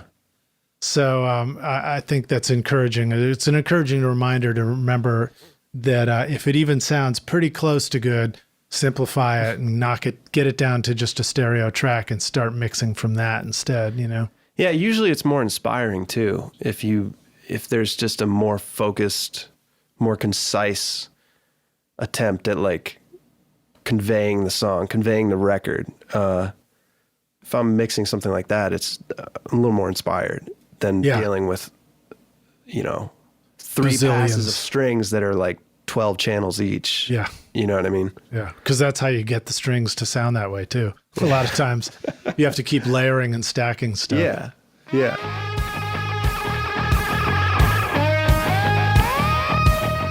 This show is sponsored by Recording Studio Rockstars Academy. Are you ready to take your recording, mixing, and mastering to the next level and make your best record ever? Then visit the Academy to find the course that's right for you. Want to record killer drums in your home studio? Then check out Rockstars of Drums to learn how to record, edit, and mix pro-sounding drums with a professional Nashville session drummer in a Grammy-winning studio. Or if you are ready to start mastering your own records at home, then check out Rockstars of Mastering, where I walk you through exactly how I mastered my own record, Skadoosh, using nothing but plugins in PreSonus Studio One. These techniques would work for you in whichever DAW you are using right now. And if mixing is your focus, then check out my free course, Mix Master Bundle, where I show you how to mix using stock and free plugins in Pro Tools. Plus, you get a look at how I recorded everything in my studio and multi-track downloads to mix in your own studio and even include in your mixing portfolio if you want. Are you ready to make your best record ever? Then go to mixmasterbundle.com to get started for free now and look for the clickable link in the show notes of this episode.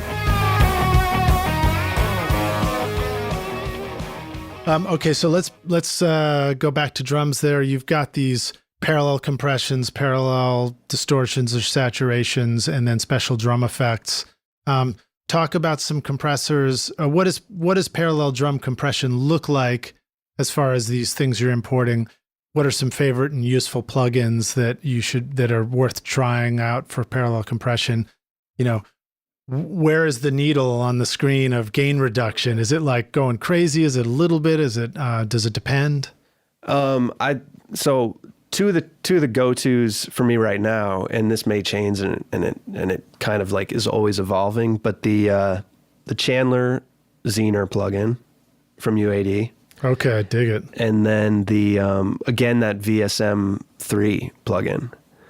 And the Zener is a compressor, or Zener is a compressor. Distortion? All right. Mm-hmm. And the VSM is that harmonic saturator. And that's UAD as well? That's UAD as well, yeah. So you're using UAD. Yeah. Talk to us about your processing power to make this stuff happen with UAD. What cards do you use, or what interface do you use that allows all this to happen? I just have a satellite 8-core, and that seems to do the job. I was rocking the 4-core for a while and starting to feel like, all right, there's a little bit of a ceiling on how much I can process things, and I was just having to print too much. I don't have the UAD stuff yet, but I'm probably going to need, or probably going to want to get it just because so many people say so many great things about it. Yeah. But if you're going to consider a satellite 8, that's couple $1,000 investment or something like that. Is that ballpark, or is it more than that? The 8-core satellite is probably around ballpark $1,000. Okay, so that's all right. I don't know exactly. That's a good question. Yeah, all right. I got mine. It's an investment, yeah, but it's not out of reach. Yeah, well, and then when you start to have to get all those plugins is when it becomes like, all right, because you got to buy them all. Some serious money. Right. On this. Yeah. Okay. All right. Cool. Well, I will encourage you rock stars to take a good close look at UAD. Universally, no pun intended, it gets recommended as the best sounding plugins out there. And I had UAD 1176 and LA2A as part of the TDM versions on my older Pro Tools rig. They actually made them as TDM plugins before the UAD cards.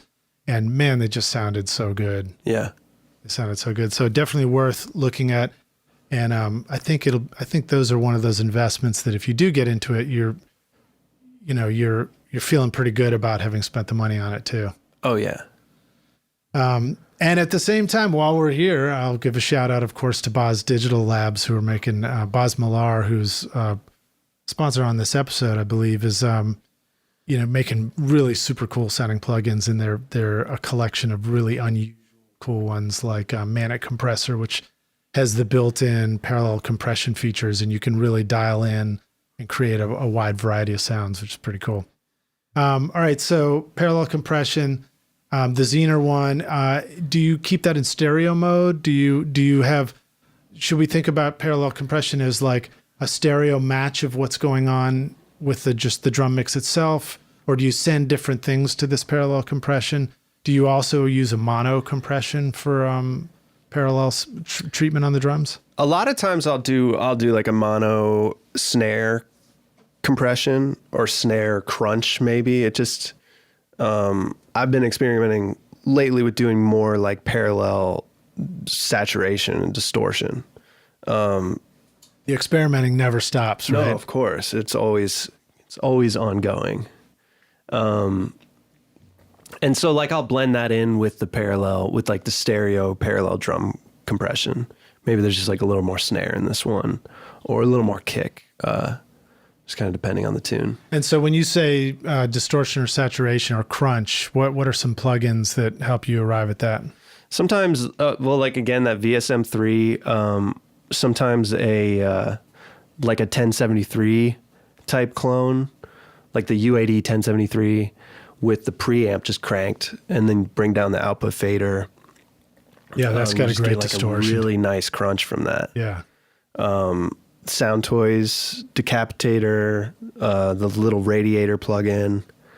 And will you have that many possible variations in your template, and you're trying them all, or will you just usually? I don't sort of intentionally pull up each plugin and explore for a minute? Yeah, I mean, there's not a ton of fat in the template. It's like the tracks are just there, and then there's sort of like maybe the go-to plugin is on there, but I'll switch that out just depending on if it doesn't sound right for the tune. I'll just switch it out for something else, for that snare crunch channel or for the drum verb channel or whatever. Yeah, one of the things that I find useful is, of course, if you're in Pro Tools, you have, is it 10 slots for plugins on each channel? 8.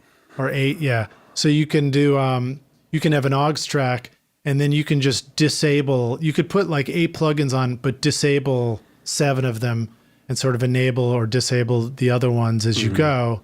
And I think that that frees up your processing power. But what about delay compensation? How much of an issue is that for you? And do you sometimes run into a ceiling with what's going on in Pro Tools? Any thoughts or explanations about what delay compensation is and why it's important and latency and stuff? It hasn't really been an issue. Like sometimes I'll run out of, like sometimes there'll be a little latency on the mix bus. But if I'm just printing those tracks down, it's not really, it doesn't really mess with the workflow. So normally, at least on my end, like Pro Tools kind of handles it. Okay, so you don't have to, I know I've got the delay DLY at the top of the screen, and sometimes that goes red because I get a little cray-cray with my plugins sometimes. Yeah, it does. I get that too sometimes, but it's not, but usually it's just on the limit. It's on like the mix bus track. Right, okay. So everything is still summed in time and properly, and then it's just, the print is just like a little bit like latent. Are there any tips to looking at the screen or the mixer or, the latency reporting and interpreting what you're seeing so that you know that the tracks are adding up properly and it's just the mix bus that's being latent? Well, normally it'll say, I think if you hover over that DLY, when it turns red, if you hover over it, it'll say like cannot, something like can't compensate for whatever the track name is. So it'll say like can't, on my end, it'll usually say like can't compensate for mix bus and that latency. And what does that mean? I know it's a tricky question, but I wish I knew, man. All right.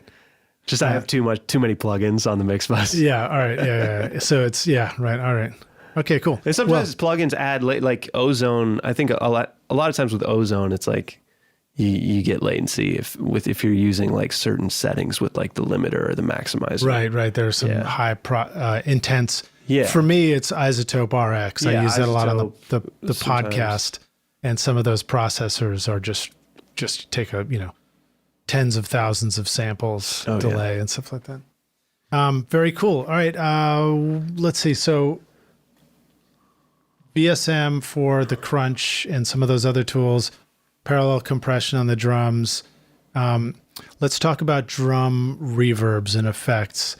What are useful reverbs for drums, and what sucks? What doesn't ever sound good What talk to us about adding effects sounds to drums so that it's like, that sounds great as opposed to that sounds stupid. Yeah. Well, I think with that, it just is like, has a lot to do with tempo and complexity of the drum part and the pattern and how quickly things are syncopated in the song. Like a big, huge reverb isn't necessarily going to work on a fast tune with a really complicated drum part. But if you got like a ballad or a slower tune that's got some space, that can sound amazing, Big, huge reverb equals a plate reverb or something like that, or at like 2-3 seconds or something like that. Right, like where that. it's like you hit like a tambourine, it goes. Psh, Yeah, exactly. What about room reverb sounds? So like if you're like these drums just need to sound rock and roll and powerful. Yeah. What are some go-to settings in reverb world that are worth at least beginning with? I like the Ocean Way plugin a lot. It's another UAD. It's just modeled. It's like convolution reverb of the measurement of the Ocean Way room. Some of the rooms. But it's Ocean Way out in LA. It's not Ocean Way Nashville, which is a giant reverberant church, right? Yeah, exactly. Okay, that sounds cool. really cool. Like putting that through some compression can just like get it sounding crazy. Yeah, is that one of those things that the Rockstar should know about, that like for the drum room or reverb to sound right, you almost always have to like hit a compressor after it to get it exciting sounding? Yeah, I do a lot of compression on drum rooms and drum overheads. Yeah. What compressors are useful for that, for compressing the room or compressing the overheads? The SSL compression sounds really good. The G-Bus compressor sounds great. API 2500 sounds really good. I really like the SSL on drum overheads. And then rooms, just if you really want to like slam some rooms, like 1178 or just like two 1176s. Yeah. Do you find the SSL compressor has a softening quality to it? It like kind of mellows out the harsh of overheads in room, or is that it's not a way that you think about it? Sometimes it can also just like help you enhance the transient though too. I think with the right settings, it's like you get more punch. It brings out the spit of the attack of the drum. Yeah. I think of 1176s as being kind of able to add aggressive mid-range to something, for example. Totally. And I might not want that on the cymbals. Right. Yeah. Whereas the SSL kind of controls it more or something. Yeah. Maybe that's why that's nice, like on overheads, and then like on rooms, they're farther back from the cymbals and you're hearing more of just like an overall picture of the kit. Yeah. And you can slam those through. All right. Let's quickly talk about kicks and snares and stuff that goes on the actual kick and snare channel. What are some useful go-to moves on the kick and the snare that you find yourself doing often? Things like gate, compression, EQ. Yeah. Whatever. I don't really do too much compression on a kick. I'll just shape it with EQ. And then maybe like parallel compression if it's needed. Are there any EQ zones that the Rockstar should know about as far as shaping a kick? Yeah, I think like finding where the fundamental like tone and pitch of the kick is, and maybe like bringing that out a little more, maybe tucking some like help us out. Mid-range. Is that 1 kilohertz? No. You'd have some attack at 1K. No, but usually that was a trick punch. question. Yeah. Where do we find fundamental frequencies for a kick? Those like tones between 80 and 100, or if it's a bigger kick, maybe like you're down like 60 to 80. Okay, all right, cool. Yeah, that's great. That's really helpful. And then, do you find yourself removing certain frequency ranges of kicks consistently? Yeah, a lot of times, taking out like 200, 250, just if it's sounding too like muddy or tubby. That's sort of the thuddy boxy zone, right? Yeah. And then what about the attack of the beater on the drum? What are some zones where you might want to add something to bring more detail of the attack of the kick? Yeah, I mean, between like 1K and 4K, somewhere in there, is usually some nice like click from the beater. And is this if you're messing with the Q setting of your boost, do you tend to want a narrow Q or a wide Q or just something in the middle? I mean, it kind of just depends on the source. Like if it was if I'm cutting something, I might do a pretty narrow Q. Usually if I'm boosting with a slightly wider Q. Okay. Yeah, it kind of just is all over the place. What about the high shelf? Is that a useful tool for a kick drum? The high shelf EQ, 10K and above? Sure. I mean, I don't tend to use that very much. If you have like some nice bleed, maybe there's some nice like snare rattle in there that you want to bring out. Okay, cool. It could be cool. I mean, like if there's like bleed from the drum, like on some of the mics, like I don't typically gate a lot of, like I'll gate the toms maybe, but all that like bleed and rattle and stuff usually sounds pretty good to me. So sometimes I'll bring that out if I can. Yeah, I guess space for it. If that was going to be one of my questions was, do you sometimes need to gate the drum kick rather? But it sounds like you're saying the opposite, which is like that stuff that's also in the kick mic can be a really cool part of the drum sound. To me, it is really dependent on tempo and the drum part and pattern. And if there's space for that bleed to like sort of like breathe in the rests of the drum groove, and if it sounds cool, like I'll keep that stuff in there. All right, dig it. It can be helpful for like filling it out a little bit. All right. Any thoughts about snares? About like what are some things that you boost or cut, some areas for a snare, that snare close mic, the top mic or whatever, to get it to sound good? And then maybe even the bottom mic. Any thoughts about that? Yeah, I like I like the snare to have like some punch, so I don't cut too much low end on it. Like usually I'll boost a little bit of wherever that, like maybe 180 or 160, 200, somewhere in there. Just to get it really like punching through the rest of the mix, and then usually brightening it a little bit. I mean, it just kind of depends on how it was recorded. If there was a lot of EQ added on the way in, sometimes it's fine. Well, I mean, might as well not beat around the bush. We know a lot of the snare drums that are coming to you are SM57 on top of the snare, right? Yeah. And I find that an SM57 universally is going to need some top end boost. Yeah. I do boost a little bit at the recording stage. I imagine if you don't, then you probably need to do that, more of that in the mix. Yeah. But you can also, like, one of the other ways that I get that is through those parallel, like through the crunch channels, through like that Neve 1073. If you're slamming that, you're going to get a lot of high end on it. Right. So just finding the right blend of that is almost more fun to me than just like adding a high shelf to the snare, and you just get more like more excitement. Yeah, too, you get more crunch and more compressed sound from it. How often do you find yourself going, damn those cymbals or damn that hi-hat, where you're like trying to come up with a solution to control the hi-hat or control the cymbals at the mix stage?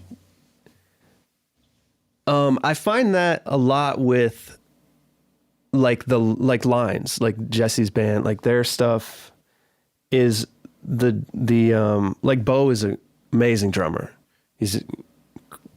His parts are crazy and he's pretty capable of playing, I think, whatever he wants to play. And he just he does a lot of cymbal work, and it's definitely tricky trying to get that to fit in with also like pretty like blasting guitars, like overdriven guitars, and maybe synths sometimes. And usually those are, I'm just finding that you got to find the right balance of those with like, right. Yeah. Distorted. Because he's got like 8 cymbals up there or something. Yeah. That kind of thing. Yeah. Prog rock. Prog rock. Yeah. Right. That stuff is. All right. Dig it. Let's talk about some of these amazing records you're working on. Lines in the Sky, Alec Bailey. Talk to us about some of these projects that you're doing now that you're really excited about. Yeah. So, I've been over the last like 6 or 7 months, Been working a lot with this artist Alec Bailey. And that's been cool. We're writing together, doing a lot of his production. Great sounding stuff too. And Rockstar, as a reminder, of course, I've got links to this in the show notes, and there's a YouTube playlist where you can go click through and listen to Nick's work with Alec Bailey and others, Sam Smith included. Mm-hmm. Cool. So what are you guys doing with that? So you've been co-writing. There was one track, Grip, that you said you did specifically a co-write on. That sounded really great. Thanks, talk about that co-writing process. What does that mean to be producing engineering and also have a co-write on something? So that one was, that was me, Alec, another producer, songwriter guy named Johnny Dibb, and then a top line writer named Jay Hart. And it was just the four of us. I think Johnny had an idea for like a groove and kind of like chord progression. So we kind of like laid the foundation on that. And while Johnny and I were sort of like building a track, basically, I think Jay Hart and Alec were sort of like on the couch vibing, thinking about lyrics and melodies and just kind of like mumbling stuff and sort of just like singing some little bits and pieces and sort of like coming up with like a chorus idea. And then, we kind of built it out from there. We had like a sort of like a vibe in Pro Tools, and then they had some nice like melodies and lyric ideas.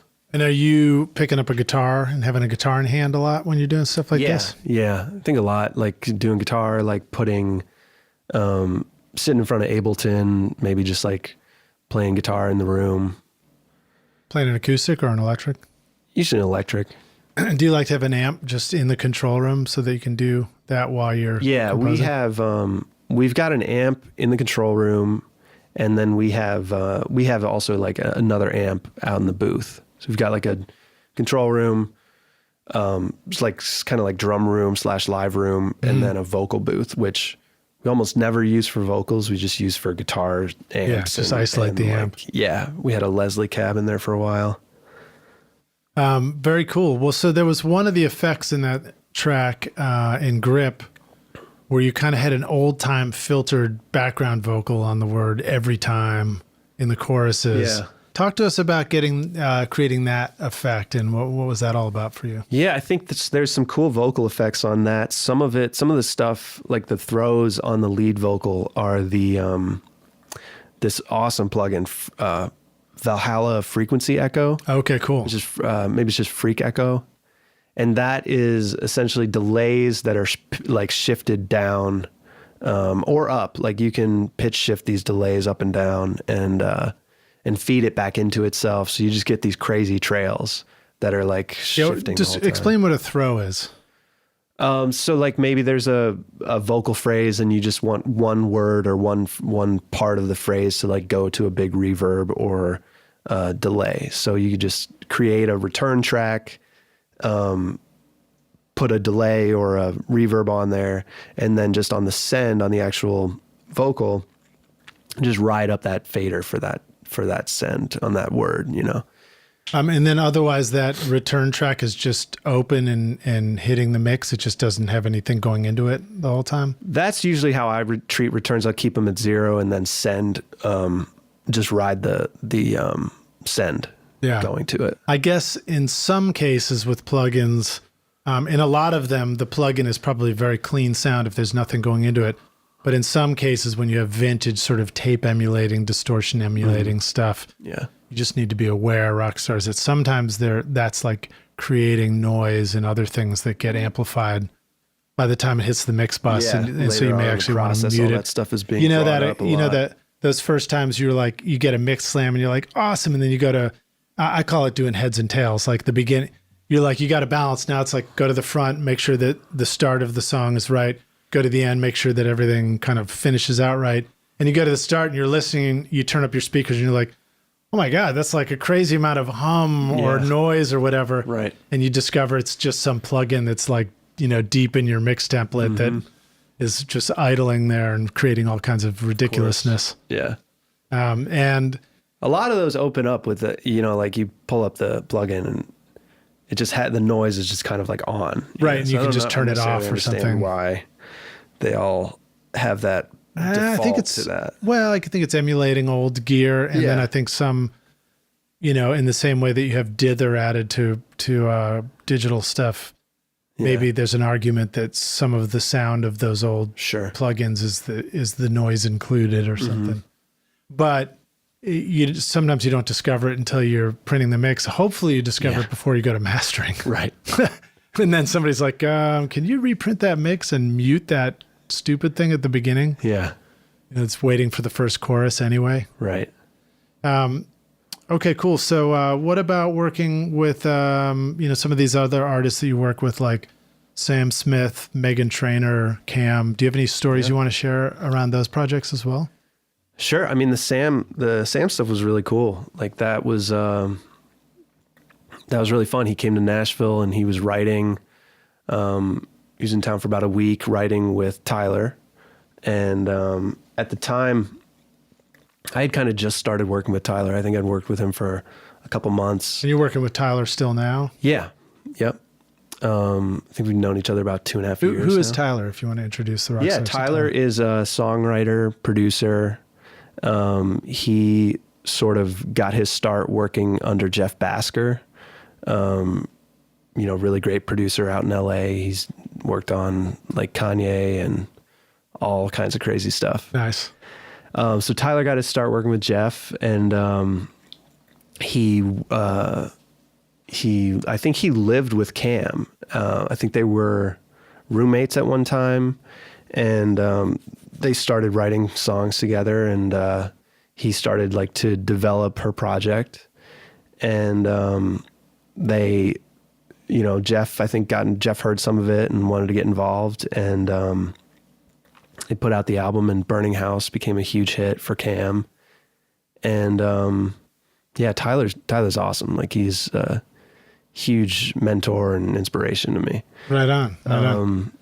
So anyway, he brought me on board to help out with the second Cam album, which we are currently in the process of kind of like tying up. And through working with Tyler, I've had the opportunity to work with Sam and Megan, and just a lot of cool artists. Well, I got a couple of questions related to that. So Sam Smith, I know there's a real use of like wonderful singing, but also like big vocals, and you even described gang vocals.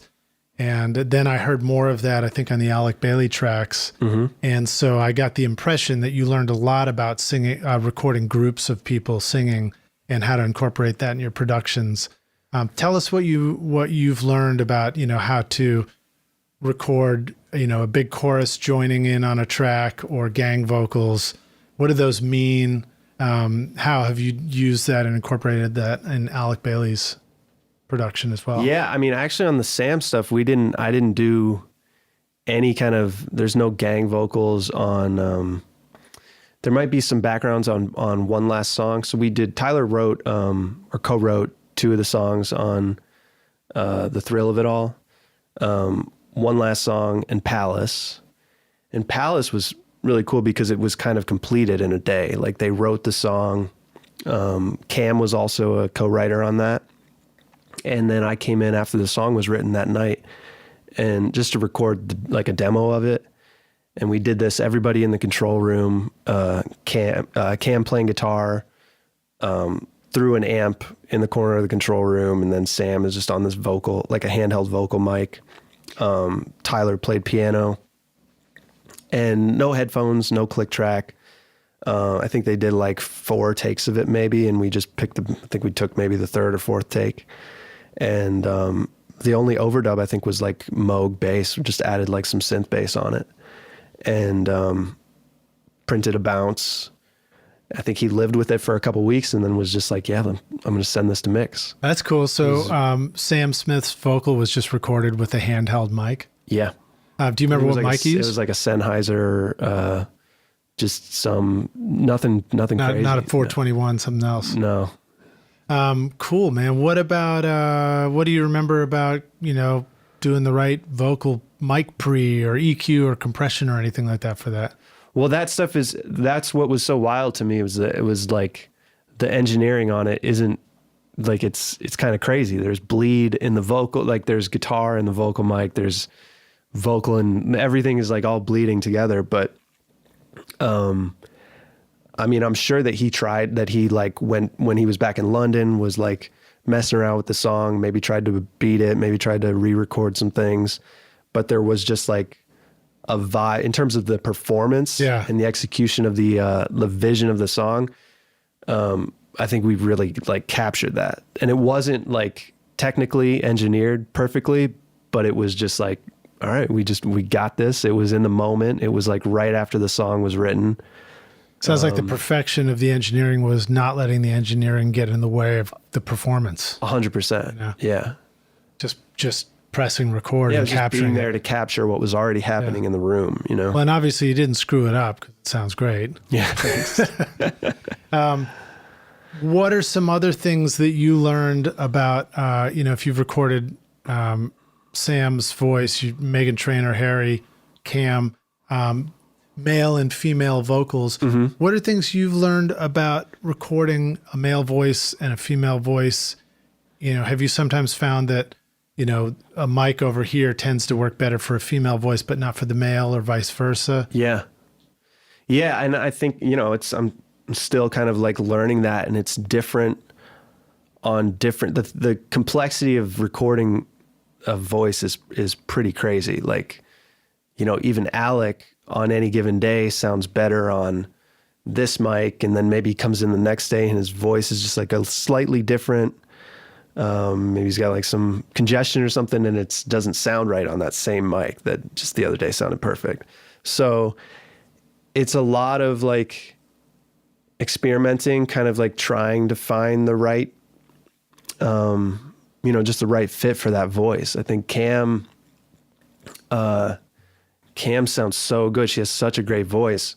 It's difficult to record though, just because like her higher range and her higher register, a lot of mics just don't pick it up very well, or it starts to sound really harsh, or really like abrasive.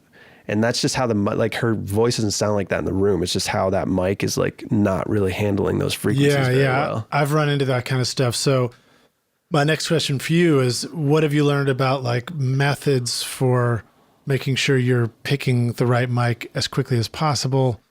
If you're not picking it quickly as possible, what's the downside of not having the right mic, and then all of a sudden it starts not sounding so good in the upper range or whatever? Well, I think one nice thing is I don't have a ton of choice. Like, the studio where we're doing most of this stuff, it's like we've got a handful of options. We've got a 251, a U87. I have this mic that I just got. It's like a U47 FET clone. It's made by Lawton. I think it's called a Clarion, and it's a really great mic. It sounds awesome. I use it all the time. Like kick drum, it's great, like kick out mic. Nice. But also awesome vocal mic. And does it have the pad features that a Neumann FET 47 has? It has a +10, 0, and a -10. Okay. Switch. So it's +10, so you can gain it up hotter. You can gain it up a little bit more, and then bring your preamp down. Yeah. Not to digress, but Simon and Greg record the world. Simon and Greg were on the podcast a little while ago, and they were all about taking the Lawton mics with them to go do field recording all over the world, which is really cool. That's awesome. Awesome. So, so if you narrow it down to like 3 choices, then I guess you're just figuring out which one of those are going to work. Yeah. But we have done, we've recorded her like over at Sound Emporium, where of course there's tons of options, and Blackbird, where they have like every mic imaginable. I know. If you tried them all, you'd still be at Blackbird now. You'd still be there.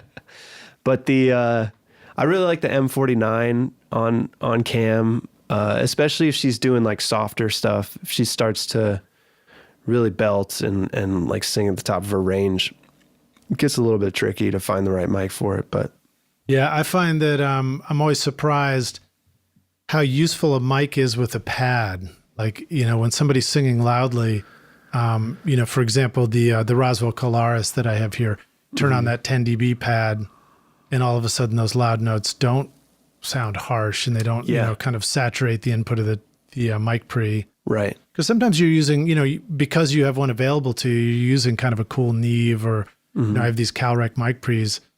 But when you push the input, I mean, they're distorting a little bit. Yeah, definitely. And that's what can sound cool for some stuff. But on other vocals, really powerful singers, it can not sound, you're like, oh, Yeah.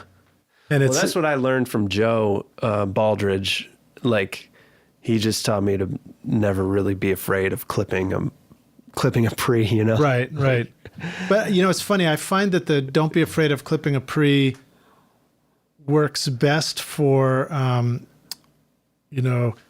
working with the sounds that you really need to add a lot of excitement to. Or they work great for rock and roll. Yeah. But when you have the chance to record somebody who's just a truly powerful singer who could be up on a stage, then all of a sudden I'm like, shit, I need to come up with some new ways to think about this stuff. Like I need to be like my super secret mix recording trick is to be very cautious, to like make sure there's a lot of pads and the gains turn way down and I've got tons and tons of headroom. Totally. Because you're going to need it. Better to compress it after the fact. Yeah. Very cool. All right. Well, let's jump in. We're going to close up here, but let's jump into the jam session and blast our way out with the final questions here. Let's do it, man. When you started out in recording and doing this stuff, what do you feel like was holding you back? Resources, studio time. Like when I was getting started, like learning this stuff, it was back in Kalamazoo, and I was trained as I learned as much as I could, just online resources and just with my own, like the modest little setup that I had at the time. But I think there's a couple pretty legit studios in Kalamazoo now, but when I was living there was like maybe one studio, and that guy he was like teaching guitar lessons on the side. So he wasn't looking to like bring on an intern or like hire an assistant. Right. Totally, so I didn't really have anywhere to learn beyond what I was able to teach myself. And so solution for you was going to school and coming to Nashville and learning from people like Joe and Eric Tarr and and you. Like I had a lot of great mentors along the way. I'm glad I wasn't one of the things that was holding you back. No. Yeah, Lidge was holding me back. Man, Lidge, but then I got out of there. Okay, how about some of the best advice you remember receiving? Man, I wish I had just like a book of quotes from Baldridge. He's got some good ones. He's just really full of some of the best advice, and he just like drops knowledge left and right. But I do remember one concept that he tried to impart was that like this idea, and it's like a whole, I think it's like a whole business, like marketing sort of strategy that's more like fully formed than I'll be able to articulate here. But it's called like the Blue Ocean strategy. And it's basically my takeaway from it was like, being able to view the market not as like a place of competition and scarcity, and flipping that and viewing it more as like a place of opportunity and creative potential. So in other words, like finding where you fit in and identifying your strengths and like what you do differently than these other people. Because if you're just in direct competition, there's just so much, like it's kind of crazy. So like, it also just changes how you, like, I think if you view everything as like competition and scarcity, it's going to be a lot more difficult. Yeah. If you just flip your attitude. Yeah, well, I think one of the encouraging starting points for all of us is to just remember that the one thing you hardly have to even try at to differentiate yourself is to just remember that you're unique, Yeah. Like you, the individual, are different from everybody else. And trust your ears, because it's like, you're going to have a different way of perceiving things, and just stay true to that. Yeah. So let yourself come through whatever you're working on, Yeah.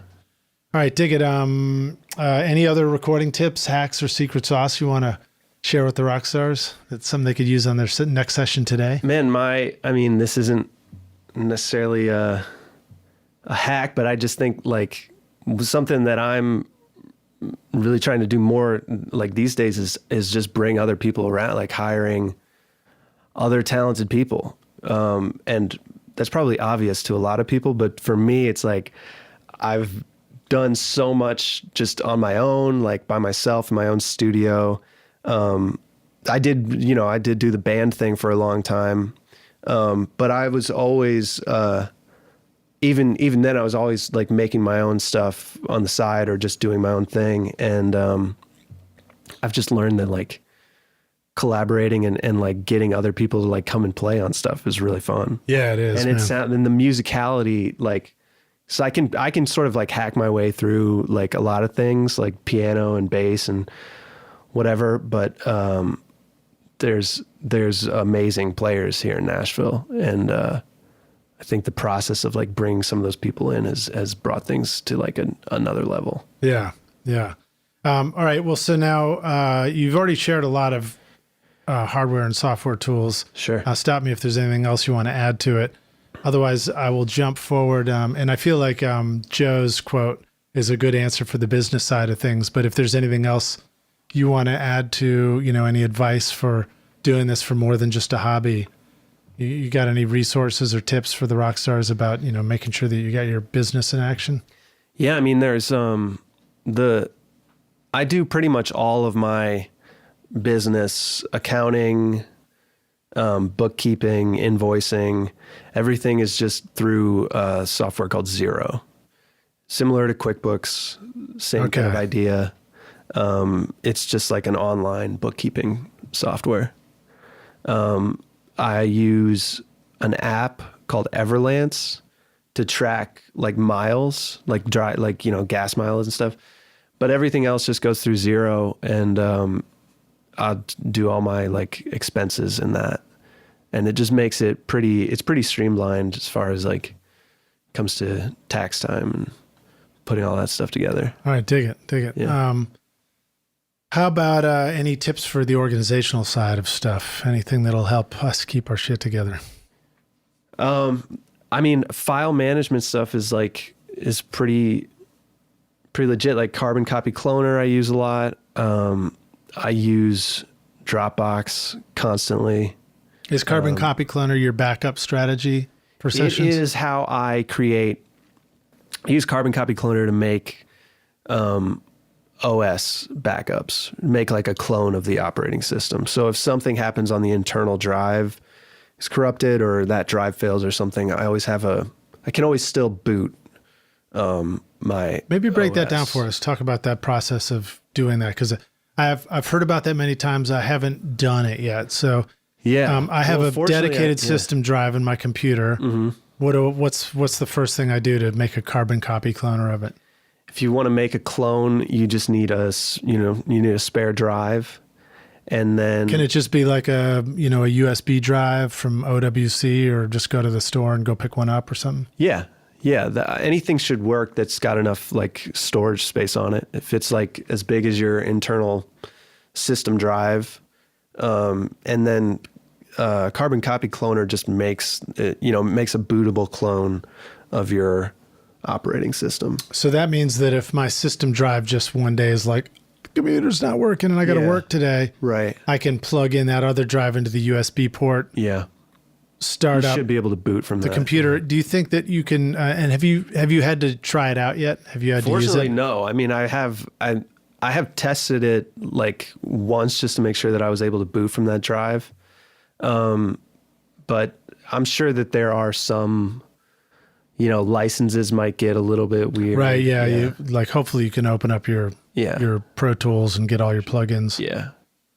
Okay. Well, I guess we'll just have to find out whether or not that's included in that. Right. But being able to just boot your system and get back to work, or at least rescue stuff. Yeah. It's pretty critical. I've been using Time Machine, so I have a dedicated Time Machine drive in my Mac. Yeah. And that's helpful. But to reinstall a Time Machine restore of something is very time consuming. It takes you're going to still lose a day. Right. You still have to have like you have to have an OS drive anyway for that, right? No, you can boot right up into Time Machine and then it'll restore. Gotcha. But it's like you would have to sort of blast over your system drive or pop a new drive in, restore it to that. And then it's like it takes, many hours to restore everything onto that drive. Yeah. And then you have to run into those licensing issues again, I think. Yeah. Problem with licensing stuff is you never quite know until you're there. Yeah. Unless you test it going every to day. show up and you gotta just find the right workaround for it or whatever. All right, let's jump to the final question. This one is hypothetical. We're going to take the Wayback Studio machine. You go back, find young Nick rocking his Kalamazoo guitar through his Kalamazoo amp in Kalamazoo, Michigan. You say, "Oh, Nick, listen, dude, I know you want to be a rock star of the studio yourself. Here's the single most important thing you need to know to be a rock star." What would you go back and tell yourself? Well, I don't know if it's the single most important thing, but I think like right now I'm just encountering a lot of sessions, co-writes and production stuff where it's like, all right, man, I really wish I could like just do this part on piano. And it's like, I can figure it out, like given enough time, I can kind of get it. But so I think like if I could give myself advice, it'd be like, do the guitar thing, but also learn piano because it's going to go back and take those piano lessons. Yeah, it's going to come in handy later. It'll make mom happy too. Yeah. So I'm kind of like trying to woodshed now and really kind of like hone that a little bit more. Yeah, I should probably do more of that. I do have a really nice piano just sitting here wanting me to play it. Beautiful piano. All right, dude. Thanks so much for being on Recording Studio Rockstars with us. Let the rockstars know how they can find Mr. Nick Lobel, not Lobel. Yeah, you can find online. Me I'm on Instagram, just Nick Lobel, Lobel, and yeah. Is Instagram like the place to be now? I'm on Instagram a lot. I'm not like. I could probably do more, just with like a website but I don't really use Facebook very much. Mainly just living on Instagram. Nice. Yeah. So if somebody needs a killer production mix or got questions, they just find you on Instagram. Yeah, hit me up. All right, dig it.